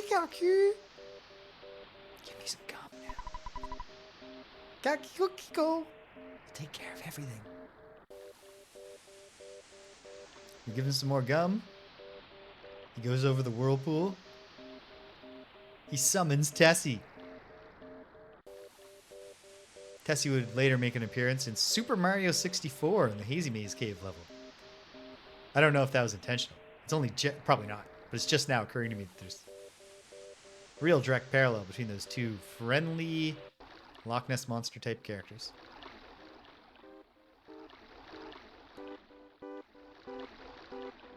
And we're off.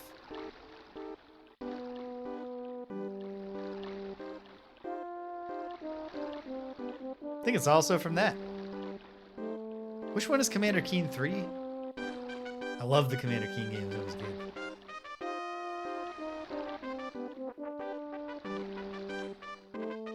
Jaunty song. Okay, it's getting on time for me to wrap up, so I think next time I see a phone, I'll actually call Maxwell Labs and throw down a save. And then we'll get the bulk of Jeff's adventure.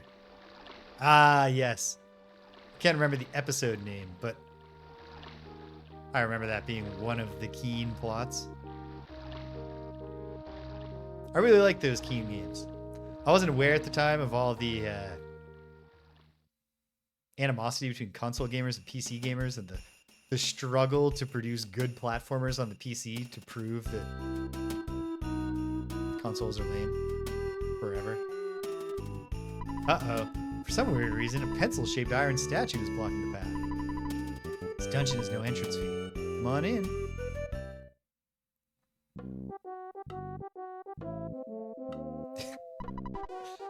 Welcome to my modest dungeon. Signed, Brick Road. The dungeon developer. The mice in this dungeon are violent.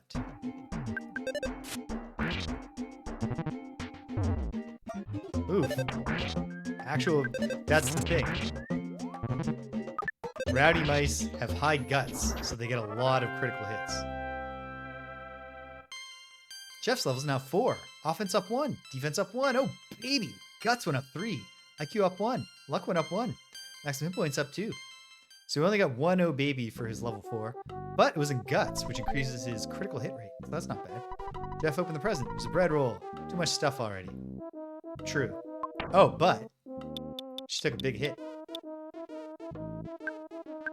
Jeff ate the bread roll. Maxed out his hit points. Replaced the bread roll. Back to the modest dungeon. Come along, Bubble Monkey. Do-do-do-do-do-do. There's the evil duck. The mad duck. It's not evil. Jeff can't concentrate. He's PSI locked. But that's actually how he was born. It's because his mom went to the duck pond too much while she was pregnant with him.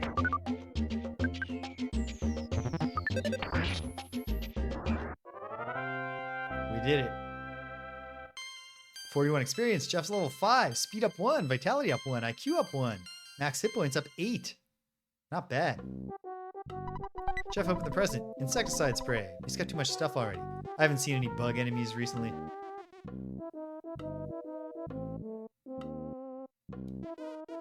This is indeed a modest dungeon. It's a mimic. You engage the worthless protoplasm. Poor protoplasm. Sizing up the situation, which made it feel a little strange. But the monkey snapped it out of it, and then we tamed it. We win. 17 experience for Jeff.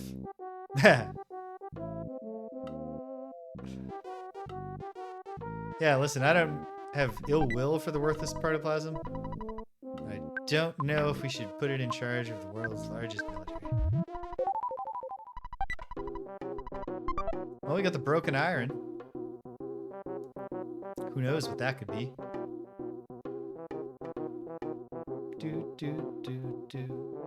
I like the gag of this being a boring dungeon. Watch for falling materials. Signed, Brick Road. Oh, great setup for this. Pictures taken instantaneously. I'm a photographic genius, if I do say so myself. Okay, get ready for an instant memory. Look at the camera. Ready? Say Fuzzy Pickles. Oh, it's Jeff. Fuzzy Pickles. Wow, what a great photograph. It will always bring back the fondest of memories.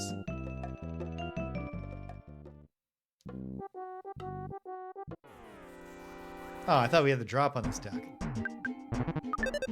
Fell down, so we did have the drop on it. Back to Jeff's eyes.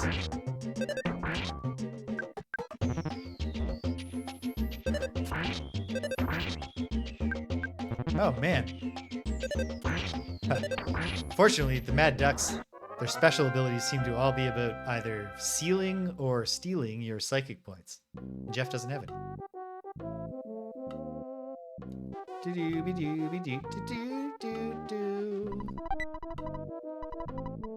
Too much stuff?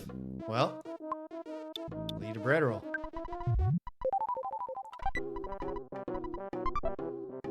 You gotta seize the opportunities here. With no prospect of psychic healing. And one character, so extremely limited inventory.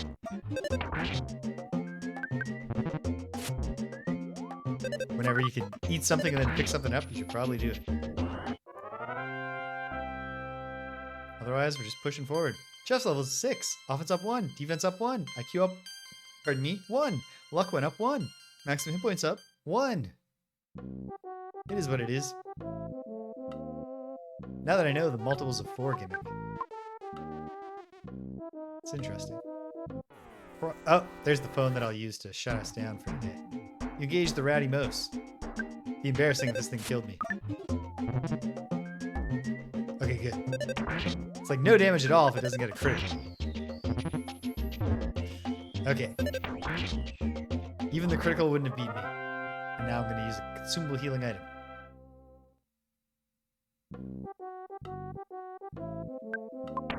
Since I know I'm going to, I should do it.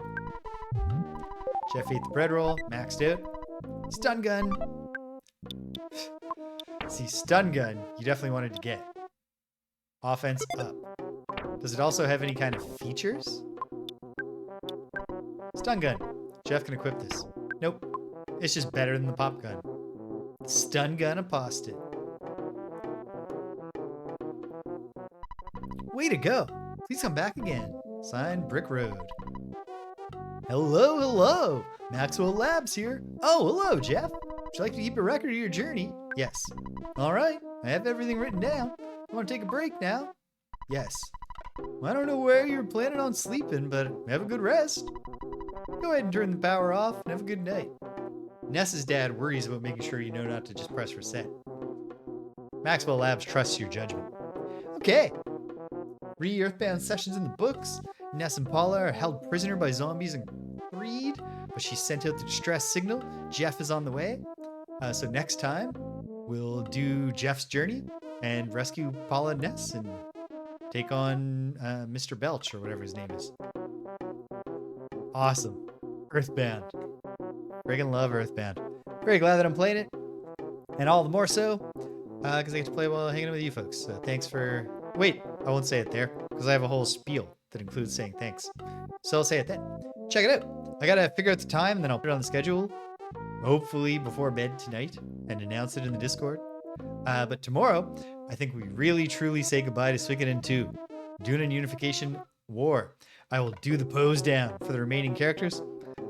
Maybe any other things. Look into, are there any other cool Suikoden 2 Easter eggs that we should find out about? And then we'll say goodbye to that game.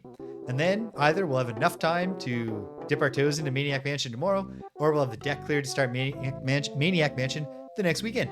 This Wednesday, Greg and I are going to keep on playing games that we don't expect to have as much fun with as we would like. By playing Battletoads 2020. And perhaps also starting another contemporary beat-em-up as we carry on with Phase 3 of the beat-em-up project, where we're checking in on what's happened to some of the iconic series of the beat-em-up in the 21st century. And then we'll go back in the summer, probably, for Phase 4, when we play through all the beat-em-ups of 1994.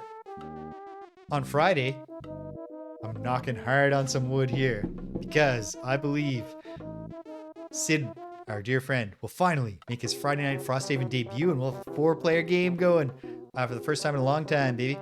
I got a good feeling that we'll be able to hold on to Sid longer than any of our other friends who's been our player too. But we'll see. We'll find out together. And then, before you know it, it'll be Saturday again. And we'll be doing the things that I said we will do next time in this game, EarthBound, one of my favorite games of all time that I'm really enjoying revisiting. And I hope you are too. If you stuck around to the end, thanks for sticking around to the end. If you came and you left, you can't hear my voice. I'm glad you stopped by anyway. So thanks for stopping by. And until the next time, when we're all saying fuzzy pickles together. You too, British. Have a nice night. Take care of yourselves. And be kind to everyone you meet.